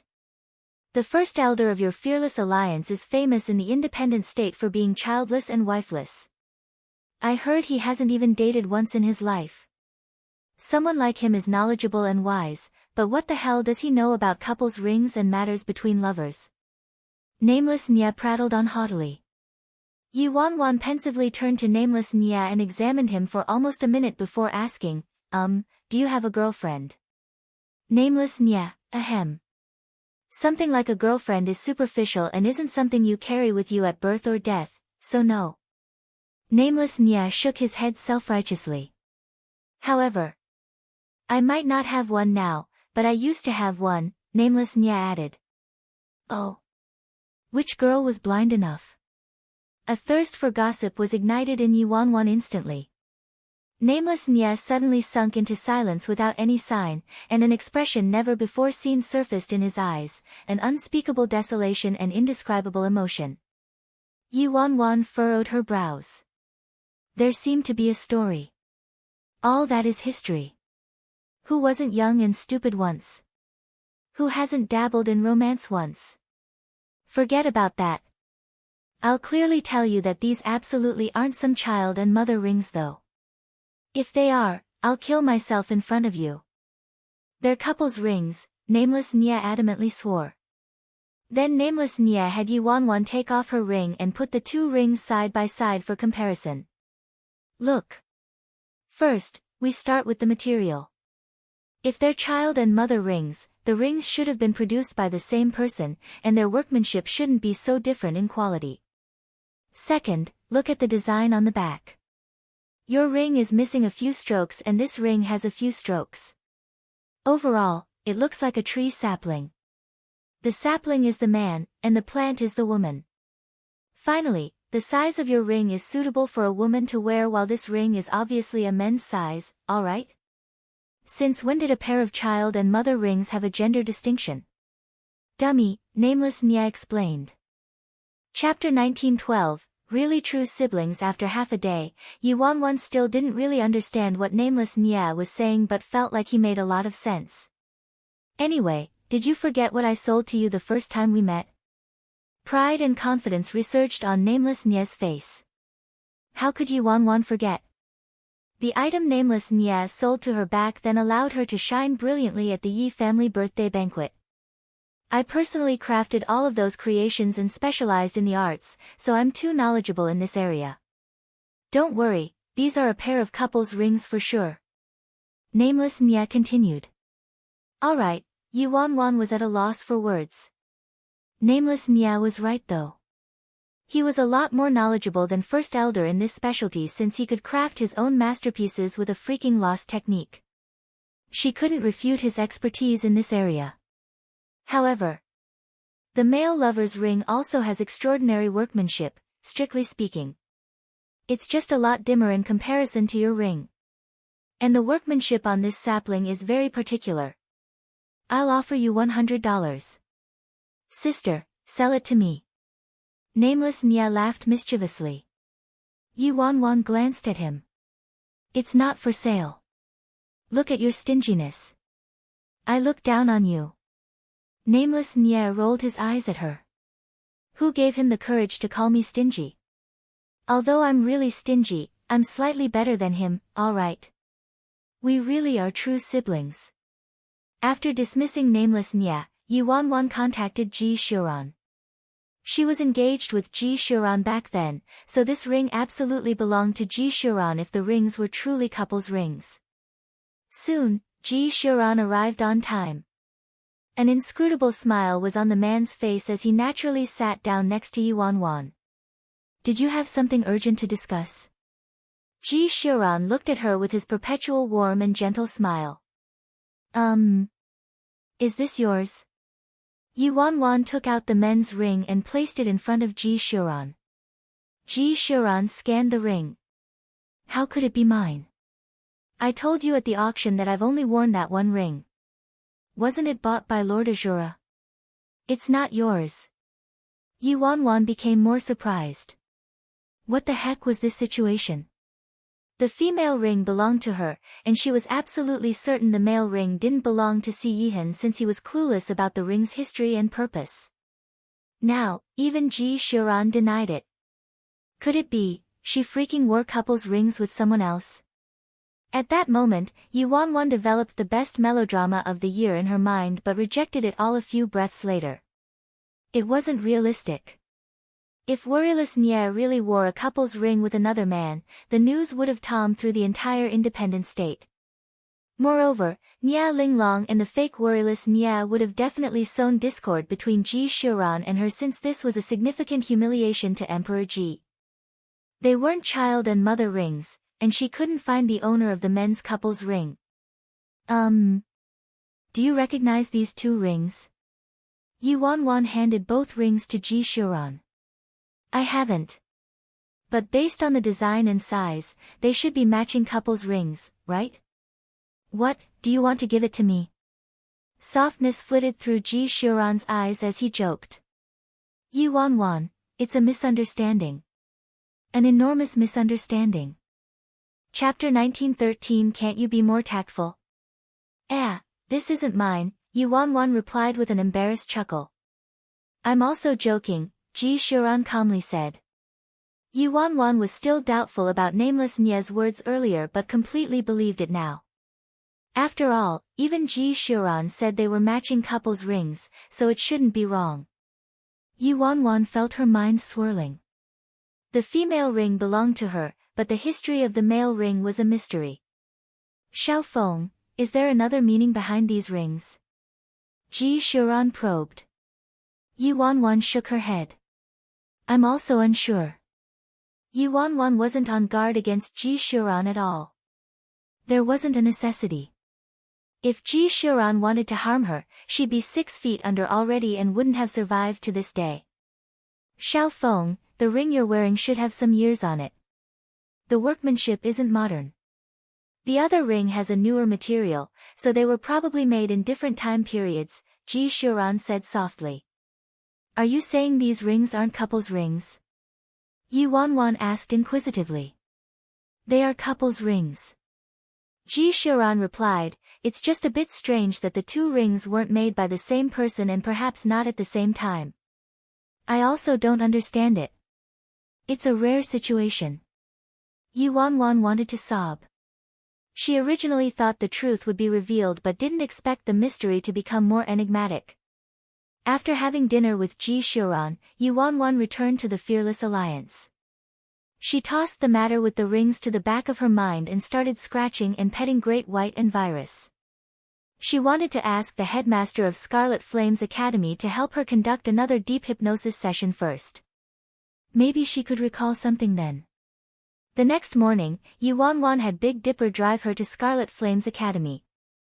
The minute Yu Wanwan stepped into Scarlet Flame's Academy's mission issuance area, her path was blocked by several high-ranking mercenaries. Boss, you're finally back.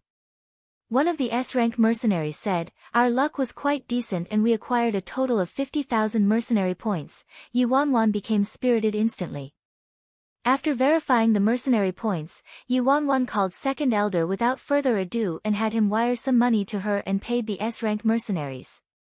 Should we continue accepting missions, boss?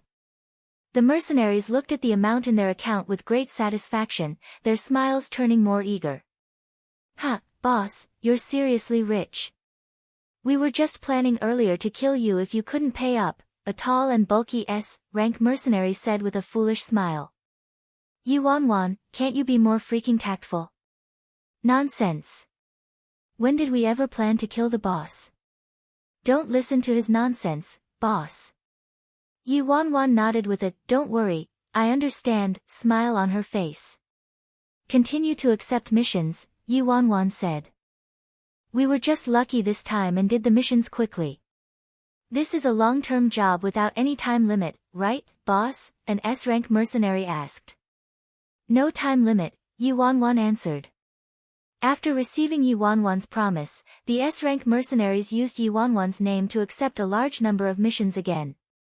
As for Yu Wanwan, she planned to use these 50,000 honor points to ask the headmaster to conduct a second hypnosis session on her.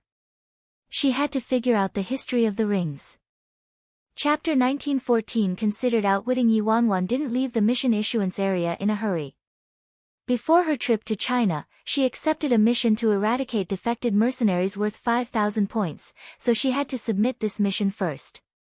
When the mercenaries saw Yuanwan in the mission issuance area, quiet discussion snaked through the crowd.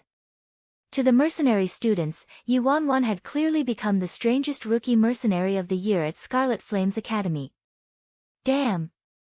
That's Yuanwan, right? I heard she's super fierce. She won first place in this year's competition and also broke one of Nia Linglong's records and won dozens of rounds. She seriously injured Meng Ku and killed Meng Tian. Those two were S-rank mercenaries. I heard Yuanwan knows how to use Drunken Fist. She's super fearsome and doesn't recognize anyone when she's drunk. Several senior brothers also said that Yuanwan learned her Drunken Fist from wild monkeys and gorillas. Yuanwan, I learned it from wild monkeys and gorillas. The power of rumors truly couldn't be underestimated. Soon, Yuanwan arrived at the mission submission area and lined up. There were several people ahead of her in line. Senior sister. Hurry, hurry, hurry. You go first, that's right, that's right. You should submit your mission first, senior sister. Several B-rank mercenaries jumped in fright when they saw Yuanwan and hastily moved to the side. Although cutting in line was uncivilized behavior, there was nothing Yuanwan could do when other people forcefully yielded their spots to her. Hence, Yuanwan had no choice but to become first in line. At the front, a Scarlet Flames instructor looked at Yuanwan and commented with a light chuckle, "Ah, Yuanwan. Elder Gong's disciple. You're young and promising with boundless prospects ahead of you, thank you. I would like to submit my mission," Yuanwan said. Yuanwan then handed the photos of the defected mercenaries to the instructor. Oh. This was the mission to eradicate defected mercenaries. Did you finish it? The instructor asked curiously. Yes, Yuanwan nodded. Then. Where are their chopped off heads? The instructor looked around Yuanwan and discovered she came back empty-handed. Their chopped off heads. Yuanwan was surprised. There's something wrong with them, right? They freaking want chopped off heads. What absurd joke is this? It was those defected mercenaries who violated China's laws, but if she were to bring their chopped off heads back, then it would be her who violated the law, alright? Whether she could even return or not would be a mystery. No, but I have a video as evidence. Yuanwan took out her phone and played the video.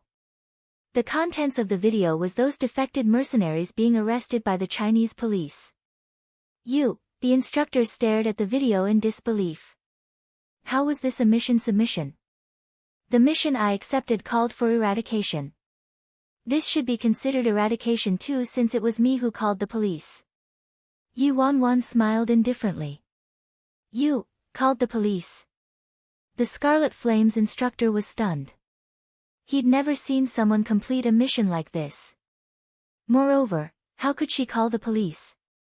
That was too disgraceful to Scarlet Flames Academy, alright? That's right. Yuanwan nodded and cheerfully said, the mission didn't specify how I should finish the mission, so that should be considered outwitting them, right? The instructor, the Scarlet Flames instructor wanted to refute but couldn't think of any comeback after half a day. This mission really didn't say anything about prohibiting outwitting someone, but something like calling the police. Not a single Scarlet Flames student had ever called the police to finish a mission in the history of Scarlet Flames Academy. If news of this got out. In the end, the instructor was left speechless and could only stamp the seal over Yuanwan's mission submission document, signifying the completion of the mission. Chapter 1915 Isn't She Afraid of Death? After obtaining 5,000 mercenary honor points, Yuanwan strode away, happily satisfied, and returned to the mission issuance area. Moments later, in front of everyone's astonished gazes, Yuanwan ripped off 2 S-rank missions and 1 S+ rank mission in succession. S-rank mission, obtain a personal ring belonging to Emperor Ji and obtain 10,000 mercenary honor points. S-rank mission, obtain a strand of hair from Lord Azura and obtain 10,000 mercenary honor points. S plus, rank mission, escort a token and obtain 7,000 mercenary honor points. Damn! Has Yuan gone mad? 2S rank and 1S plus rank, and they're all freaking related to Lord Azura and Emperor Ji. What in the world is she thinking? I can't understand why she'd pick those 2S rank missions at all, alright? And damn, look at that S plus, rank mission. Escorting a token, and you also have a high risk of being abducted by Azura and initiating a battle. Isn't she serving her life on a silver platter? However, I previously heard that Yuan accepted 2 missions before and defeated 7 Star and Big Dipper of the Fearless Alliance. Even if she's strong and knows some drunken fist and trained with monkeys and gorillas. This is Lord Azura. Perhaps Lord Azura will be there himself. This is nothing like defeating Big Dipper and 7 Star one by one. When senior sister Nya Linglong set her record back then, she merely single-handedly finished 2 S-rank missions and 1 A+ rank mission within a month, alright? Does Yuan want to create another record? Isn't she afraid of death? Yuan completely ignored everyone's prattling and turned to leave after accepting those 3 missions. If she finished these 3 missions, it would be 40,000 more honor points in her account. Rounding the points up, it would be enough for another hypnosis session with the headmaster. She suddenly felt like her memory would soon be recovered and these honor points weren't so hard to earn. After leaving the mission issuance area, Yuan first visited Elder Gong and reported her safety to him before swiftly walking toward the headmaster's office.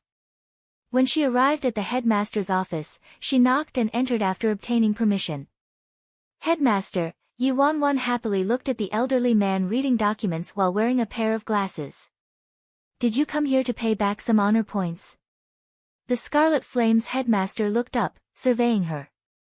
Yuan started. She freaking forgot about this. She still owed the headmaster 25,000 honor points. That's right. Yuan nodded. She pulled out her mission completion documents and paid 25,000 points back to the headmaster. Good. You kept your word. The headmaster nodded approvingly at her. Headmaster, I went to China earlier and heard you like to drink, so I brought back some stuff from China for you.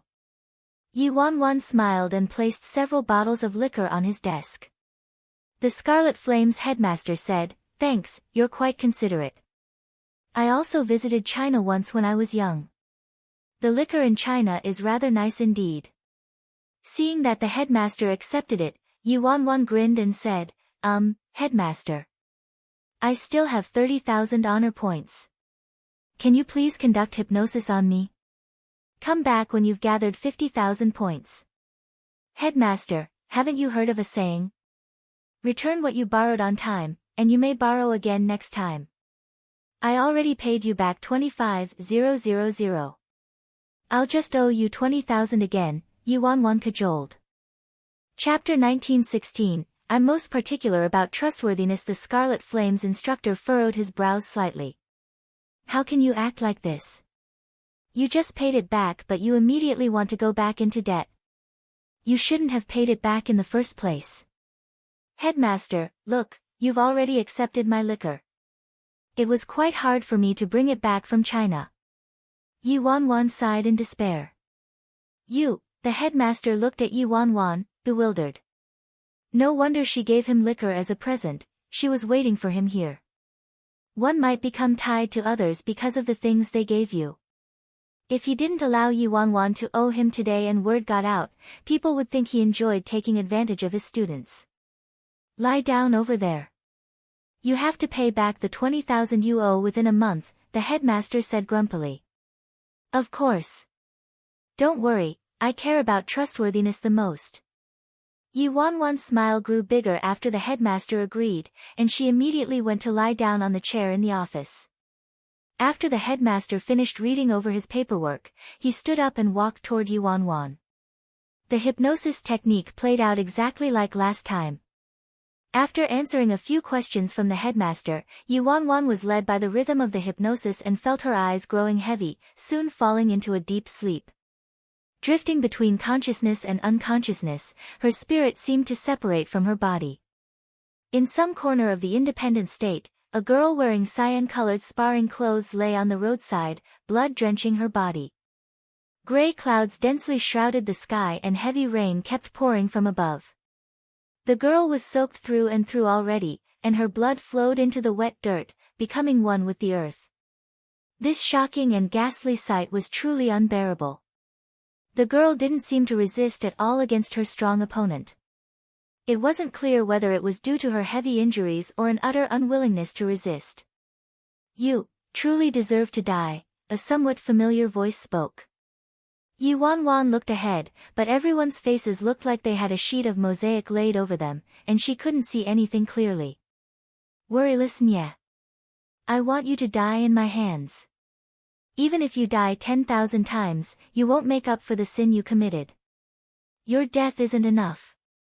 The man's blurry figure stopped next to the girl, and he instantly clutched her by her throat.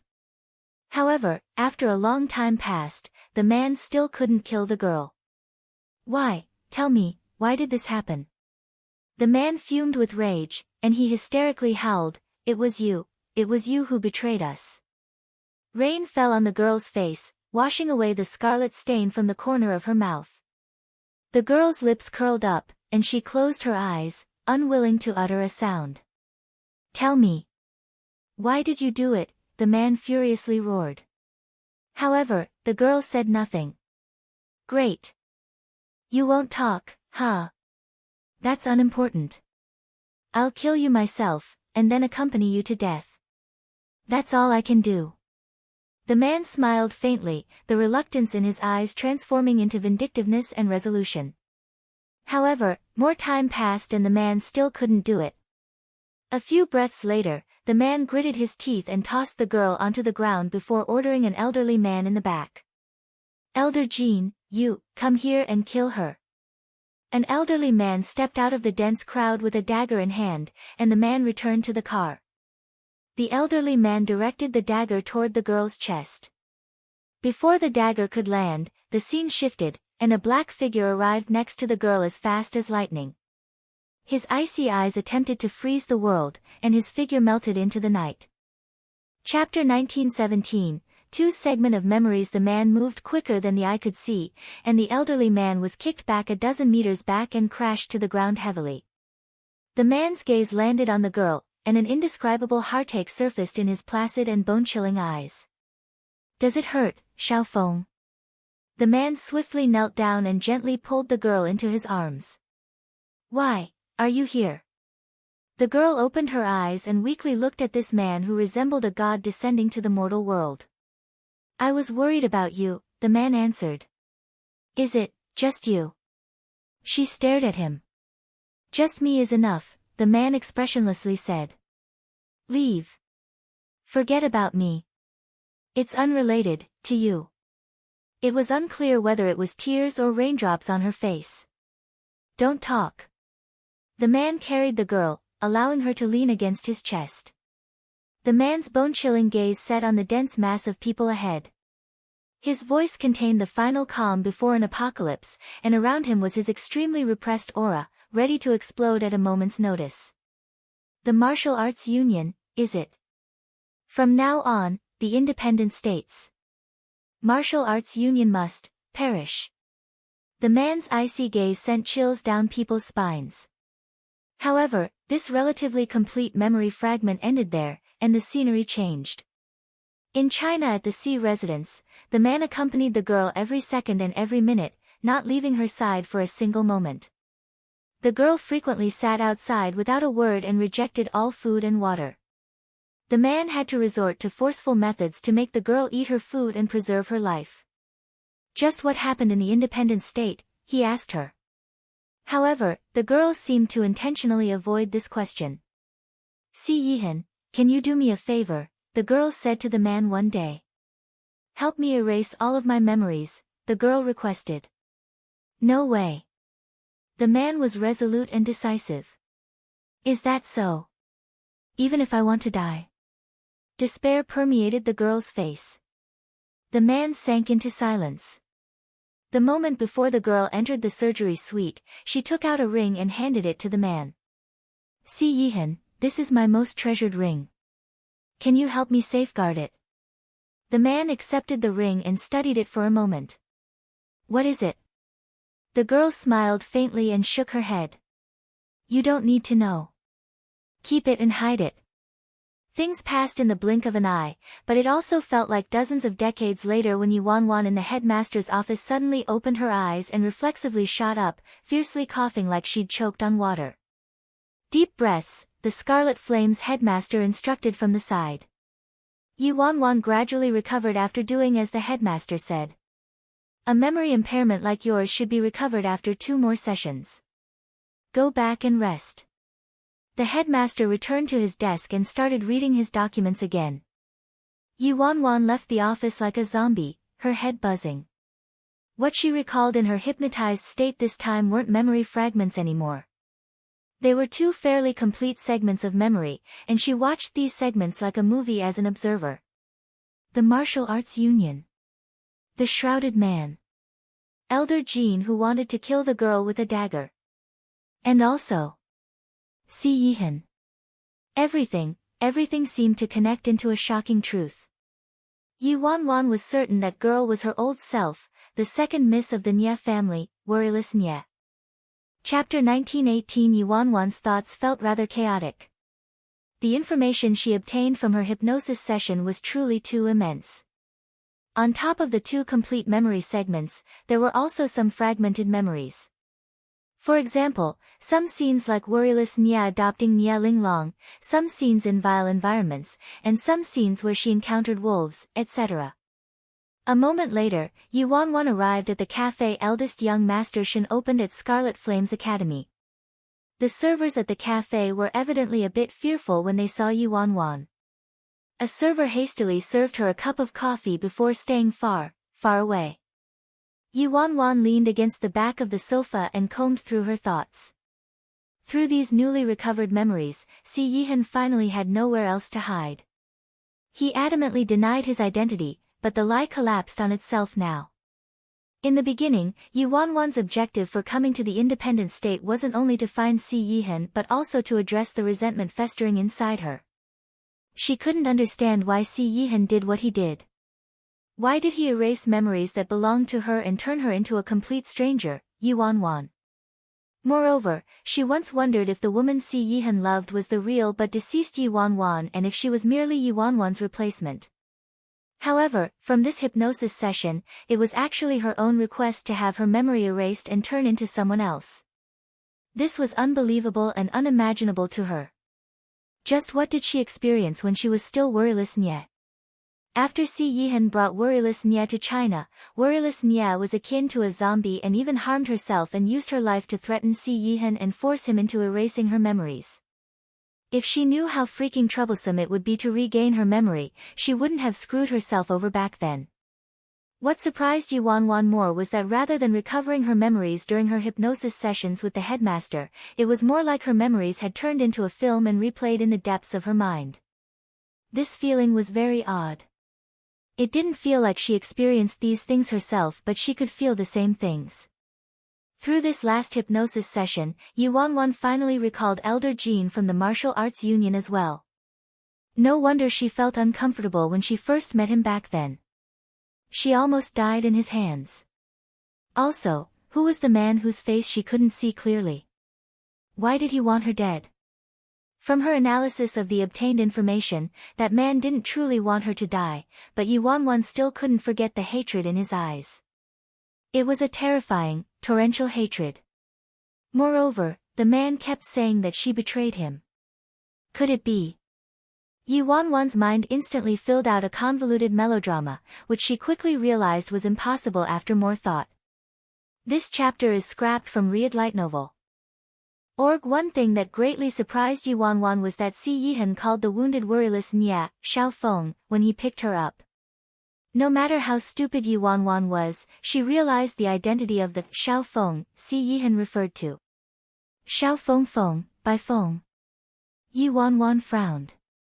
Could it be that worryless Nye was Bai Feng, and Bai Feng was worryless Nye? These two people were the same person to begin with. After thinking about it carefully, she knew Ji Xiuran had an engagement with Worryless Nya of the Nya family, but now, it was her who had an engagement with Ji Xiuran. Chapter 1919, She Wants to Take Off into Space. Could it be that Worryless Nya created the Fearless Alliance and took on the alias, Bai Feng, but Si Yihan doesn't know this? Yi Wanwan murmured. If that was it, everything would make sense and things would be explained perfectly. The Fearless Alliance mistook her for their president because she had another identity on top of being Worryless Nya. She was the president of the Fearless Alliance, Bai Feng. The bro flat top she impersonated for so long was actually herself. Of course, she still had to ask Ji Xiuran about the truth of the matter. Soon, Yi Wanwan departed from Scarlet Flame's academy.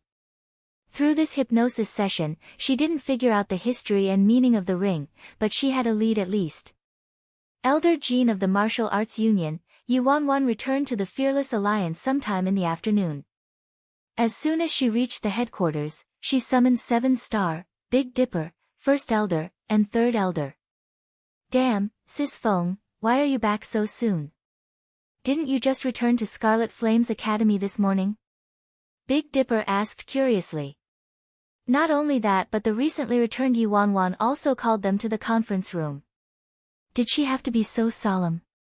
Act more serious. Yi Wanwan shot Big Dipper a look. Okay. Big Dipper nodded and stopped talking. Sis Feng, do you have any orders? 7-star inquired. Yi Wanwan nodded and said, I'm planning to abduct someone. Her listeners weren't too surprised. Wasn't it normal for the president of the Fearless Alliance to abduct someone? That's it, Sis Feng. Why did you need to stir up such a racket just to abduct a person? Who do you want to abduct, Sis Feng? Asking me to do it should be enough. Big Dipper snickered. Elder Jean, Yi Wanwan answered candidly. Elder Jean. The four people looked at each other, bewildered. They couldn't immediately connect this Elder Jean to Elder Jean of the Martial Arts Union. Which Elder Jean? Big Dipper reflexively asked. The one from Martial Arts Union. Didn't he come to the Fearless Alliance to negotiate last time? That Elder Jean, Yi Wanwan clarified. Big Dipper and Third Elder looked like they'd seen a ghost. The Martial Arts Union? Did their president Fearless want to take off into outer space? They could pardon stealing treasures from the Nya family and plundering money from the Shin family since that was work. Now though, she wanted to abduct an elder of the Martial Arts Union. Are you sure you aren't joking, Sis Feng? Big Dipper was incredulous. What was the Martial Arts Union? Even Emperor Ji and Lord Azura couldn't compare to them, let alone the Fearless Alliance. Antagonizing the Martial Arts Union was equivalent to a mantis trying to stop a chariot. It was suicidal. President, please reconsider. The Martial Arts Union isn't easy prey, Third Elder hastily interjected. It wasn't that their Fearless Alliance was afraid of trouble, but it didn't make sense for them to send sheep into the mountain despite knowing there were tigers on the mountain. I've decided already, Yi Wanwan said with a smile. Big Dipper dazedly gave Yi Wanwan a thumbs up. You've gone adrift, Sis Feng. Your ego has really exploded. The entire independent state knew that the Fearless Alliance was fearless and didn't have a single coward. However, being unafraid of death was one thing. They'd never courted death suicidally. Chapter 1920, I'm scared attacking an elder of the Martial Arts Union was the same as declaring war on the Martial Arts Union. Even if Lord Azura and Emperor Ji's factions teamed up together, they might not be enough to defeat the Martial Arts Union, let alone small fry like them. I don't think you should rashly make a decision on this matter, President. We truly don't have enough strength to provoke the Martial Arts Union. The silent First Elder finally spoke up. Who told you we were openly abducting Elder Jean? Yi Wanwan glanced at them. Of course Yi Wanwan knew that blatantly causing trouble like that was a purely suicidal move and a one-way ticket to the afterlife. However, who said they had to blatantly abduct Elder Jean? Didn't they know to act backhandedly, clobber him with a club, and throw a burlap bag over him? Weren't these basic abilities of the Fearless Alliance? You mean we're operating in secret, Sis Fong? 7-star was pensive. That's right. Yi Wanwan nodded. We're merely targeting Elder Jean this time, not the entire martial arts union. Find an opportunity. We'll take advantage of the night, secretly throw a burlap bag over Elder Jean and knock him unconscious with a club. I can imagine it, Big Dipper remarked, rubbing his chin. If you're sure, President, then it'd be best if only the 5 of us knew about this. Otherwise, the consequences upon exposure would be inconceivable, First Elder vigilantly warned. What's there to be afraid of? It's just the mere martial arts union. So what if word gets out? Sis Fong isn't scared, so I'm also not scared, Big Dipper mocked. Yi Wanwan turned to Big Dipper. I am scared though. Big Dipper, some amount of time passed before Yi Wanwan instructed, this matter is greatly important, so only success is permitted and failure is prohibited. First Elder, look into Elder Jin's lifestyle and habits, how many people he brings when he goes out, and what places he likes to visit. Understood. First Elder promptly left. As long as they successfully abducted Elder Jean, everything would be fine. Yi Wanwan believed that the entire truth would soon be revealed, and she might not need to wait for 2 more hypnosis sessions. First Elder and Third Elder didn't ask about Yi Wanwan's objective. They simply needed to follow whatever their president decided. If there was a need to tell them, the president would tell them. If the president didn't say anything, there wasn't a need for them to delve into the bottom of things. First Elder didn't return to the Fearless Alliance until the evening. He made a beeline for Yi Wanwan's office and entered without prior warning. President, First Elder greeted. How did it go?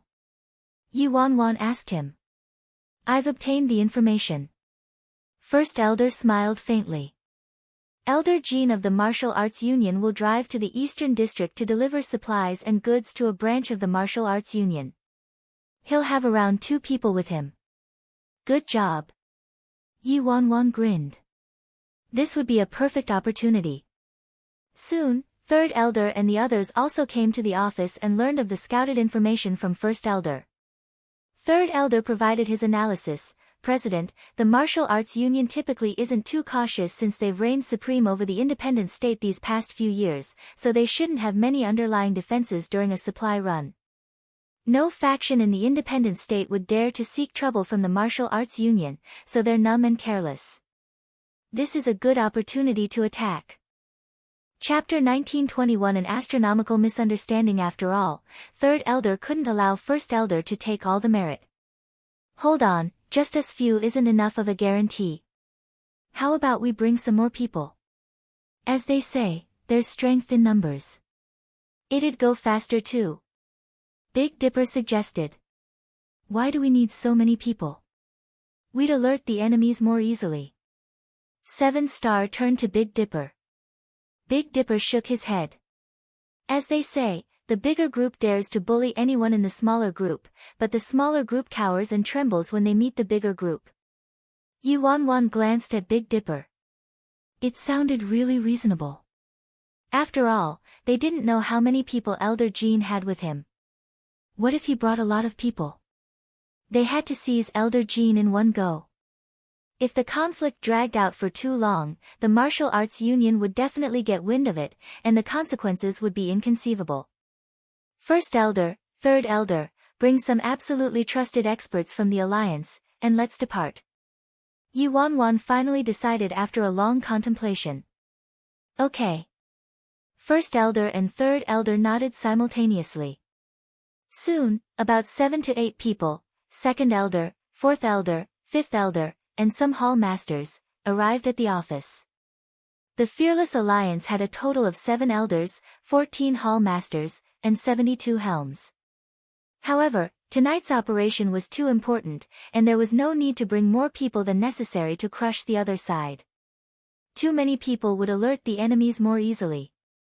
After obtaining the details from First Elder, the other elders and hall masters were first surprised before they started to look forward to it. The Fearless Alliance had laid low for too long. They had kept a low profile ever since the president returned to the Fearless Alliance and hadn't conducted any large operations. Ha ha ha, it's definitely your style, President. I was wondering why you weren't doing any jobs this whole time. It turns out you were planning this large job, fourth elder joked. Yi Wanwan, what a giant misunderstanding. I originally wanted to let that punk, Fu Mingxi, follow along and learn something, but forget it since we're dealing with the Martial Arts Union after all. Taking supplies, TSK, it should be quite a large sum. Greed surfaced in second elder's eyes. Yi Wanwan didn't know what to say about that. Second elder was the owner of Stars Corporation, so he was considered loaded, right? Why was he so greedy still? Moreover, this time, she really only planned to abduct Elder Jean and didn't plan to steal the Martial Arts Union supplies? Was there some misunderstanding? The Martial Arts Union supplies, huh? What an endeavor, President. The hall masters were brimming with excitement as they gave Yi Wanwan a thumbs up. This chapter is scrapped from Read Light Novel. Org Yi Wanwan, forget it, let them keep the misunderstanding. Everyone, you must remember that you absolutely can't reveal tonight's events to other people. Only the people present can know about it, understand? Yi Wanwan ordered. Hearing this, the elders and hall masters in this room were incredibly moved. This showed the president's trust in them. The president only called them there, which meant the president trusted them the most in the entire Fearless Alliance. Don't worry, President, we absolutely won't leak a single word.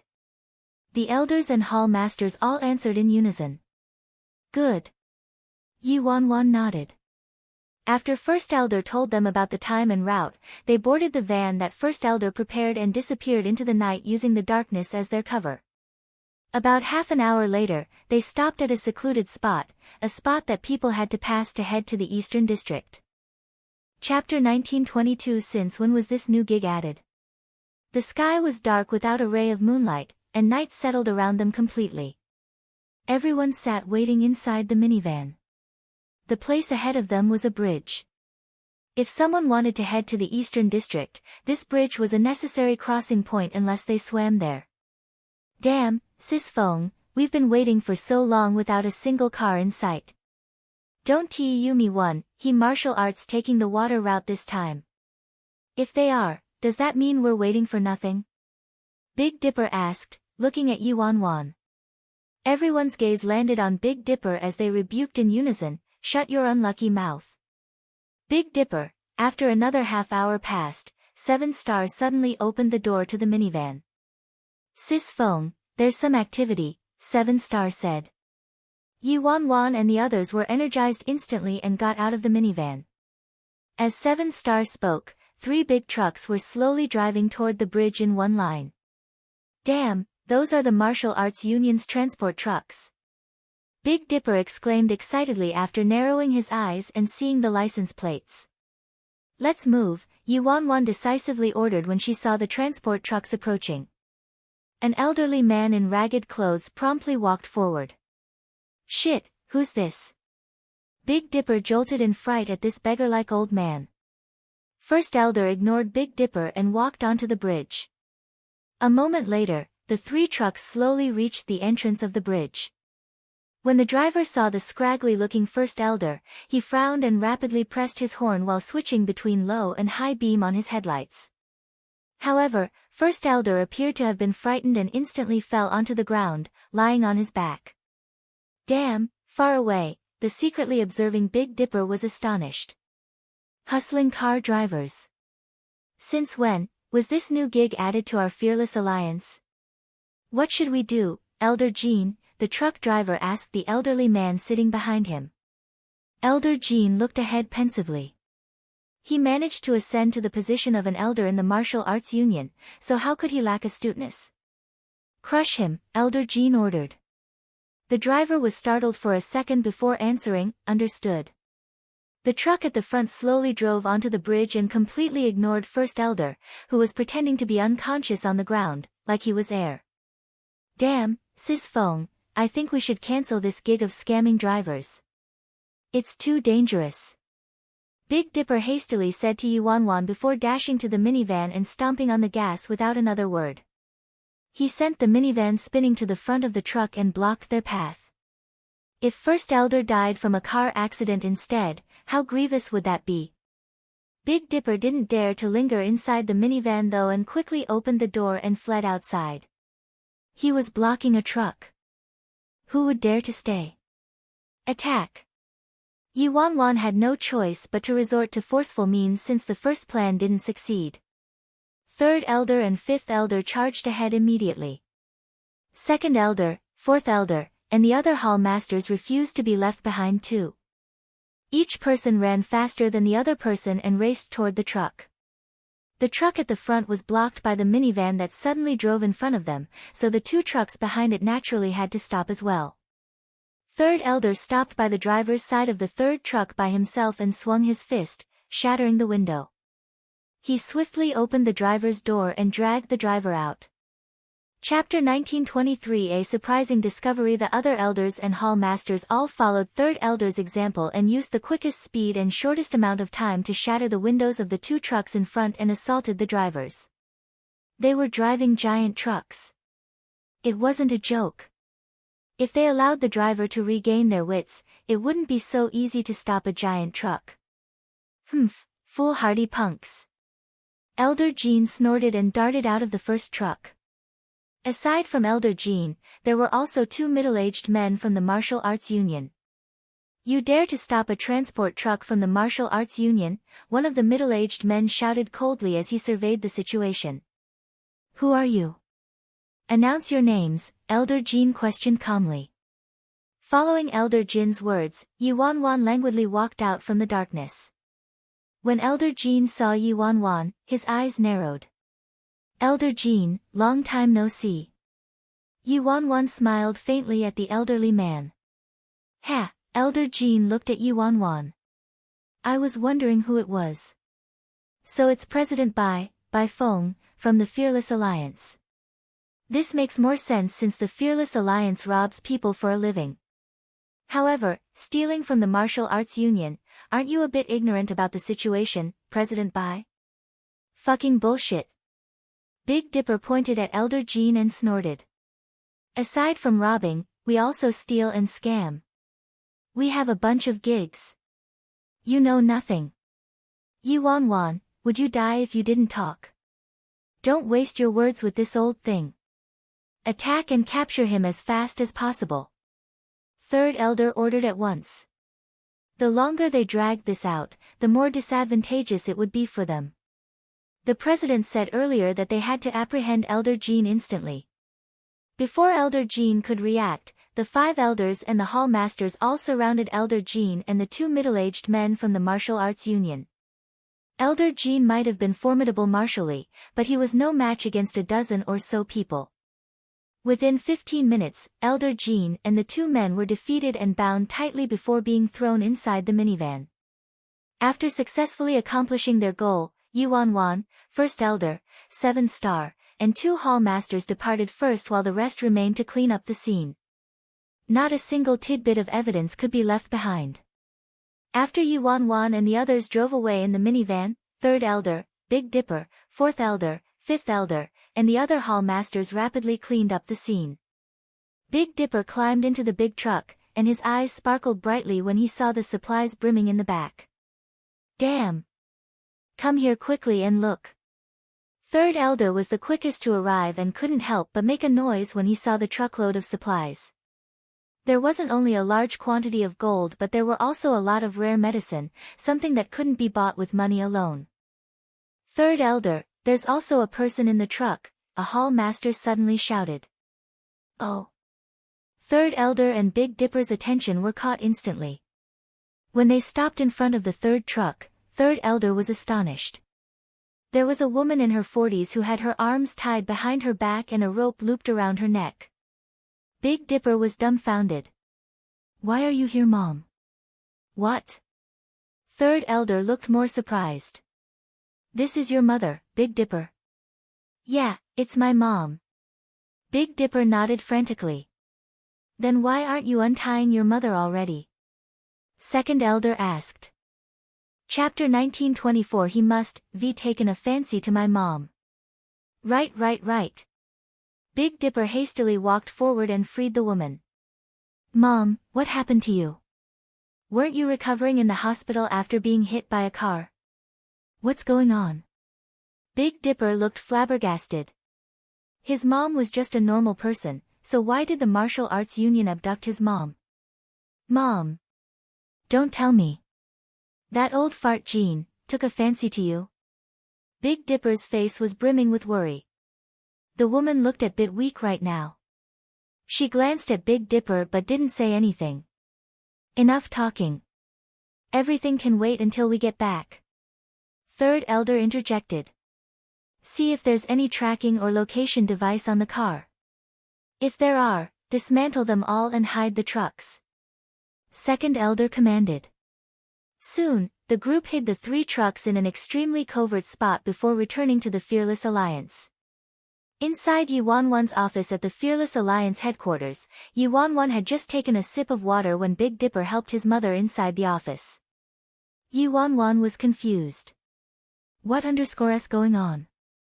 This is my mom, Sis Fong. Big Dipper explained quickly. Yuanwan was even more bewildered after Big Dipper's introduction. Why did Big Dipper bring his mom here? Hello, Auntie, Yuanwan greeted the woman with a smile. The woman nodded slightly in response. Sis Fong, you have to give justice to my mom. She was abducted by that old fart Jean and hidden in the truck. That damn old geezer must have taken a fancy to my mom. Big Dipper was enraged.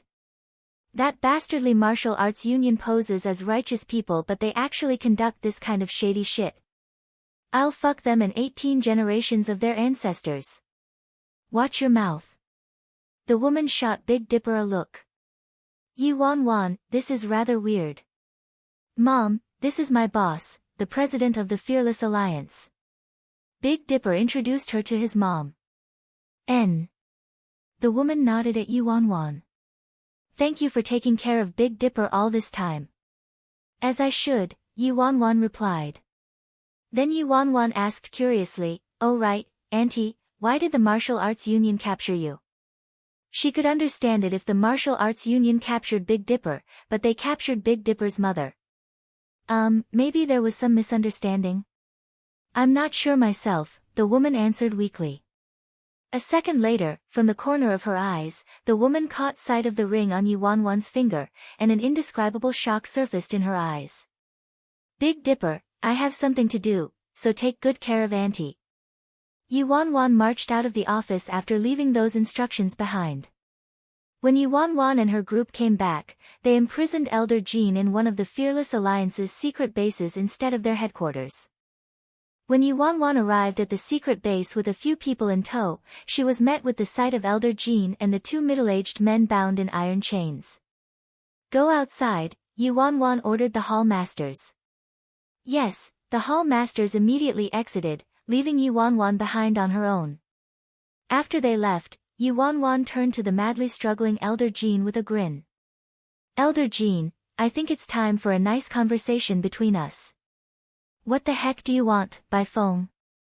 I'm telling you, you're brazenly provoking the martial arts union like this. Do you really plan to become enemies with the martial arts union? Elder Jean shouted coldly at her.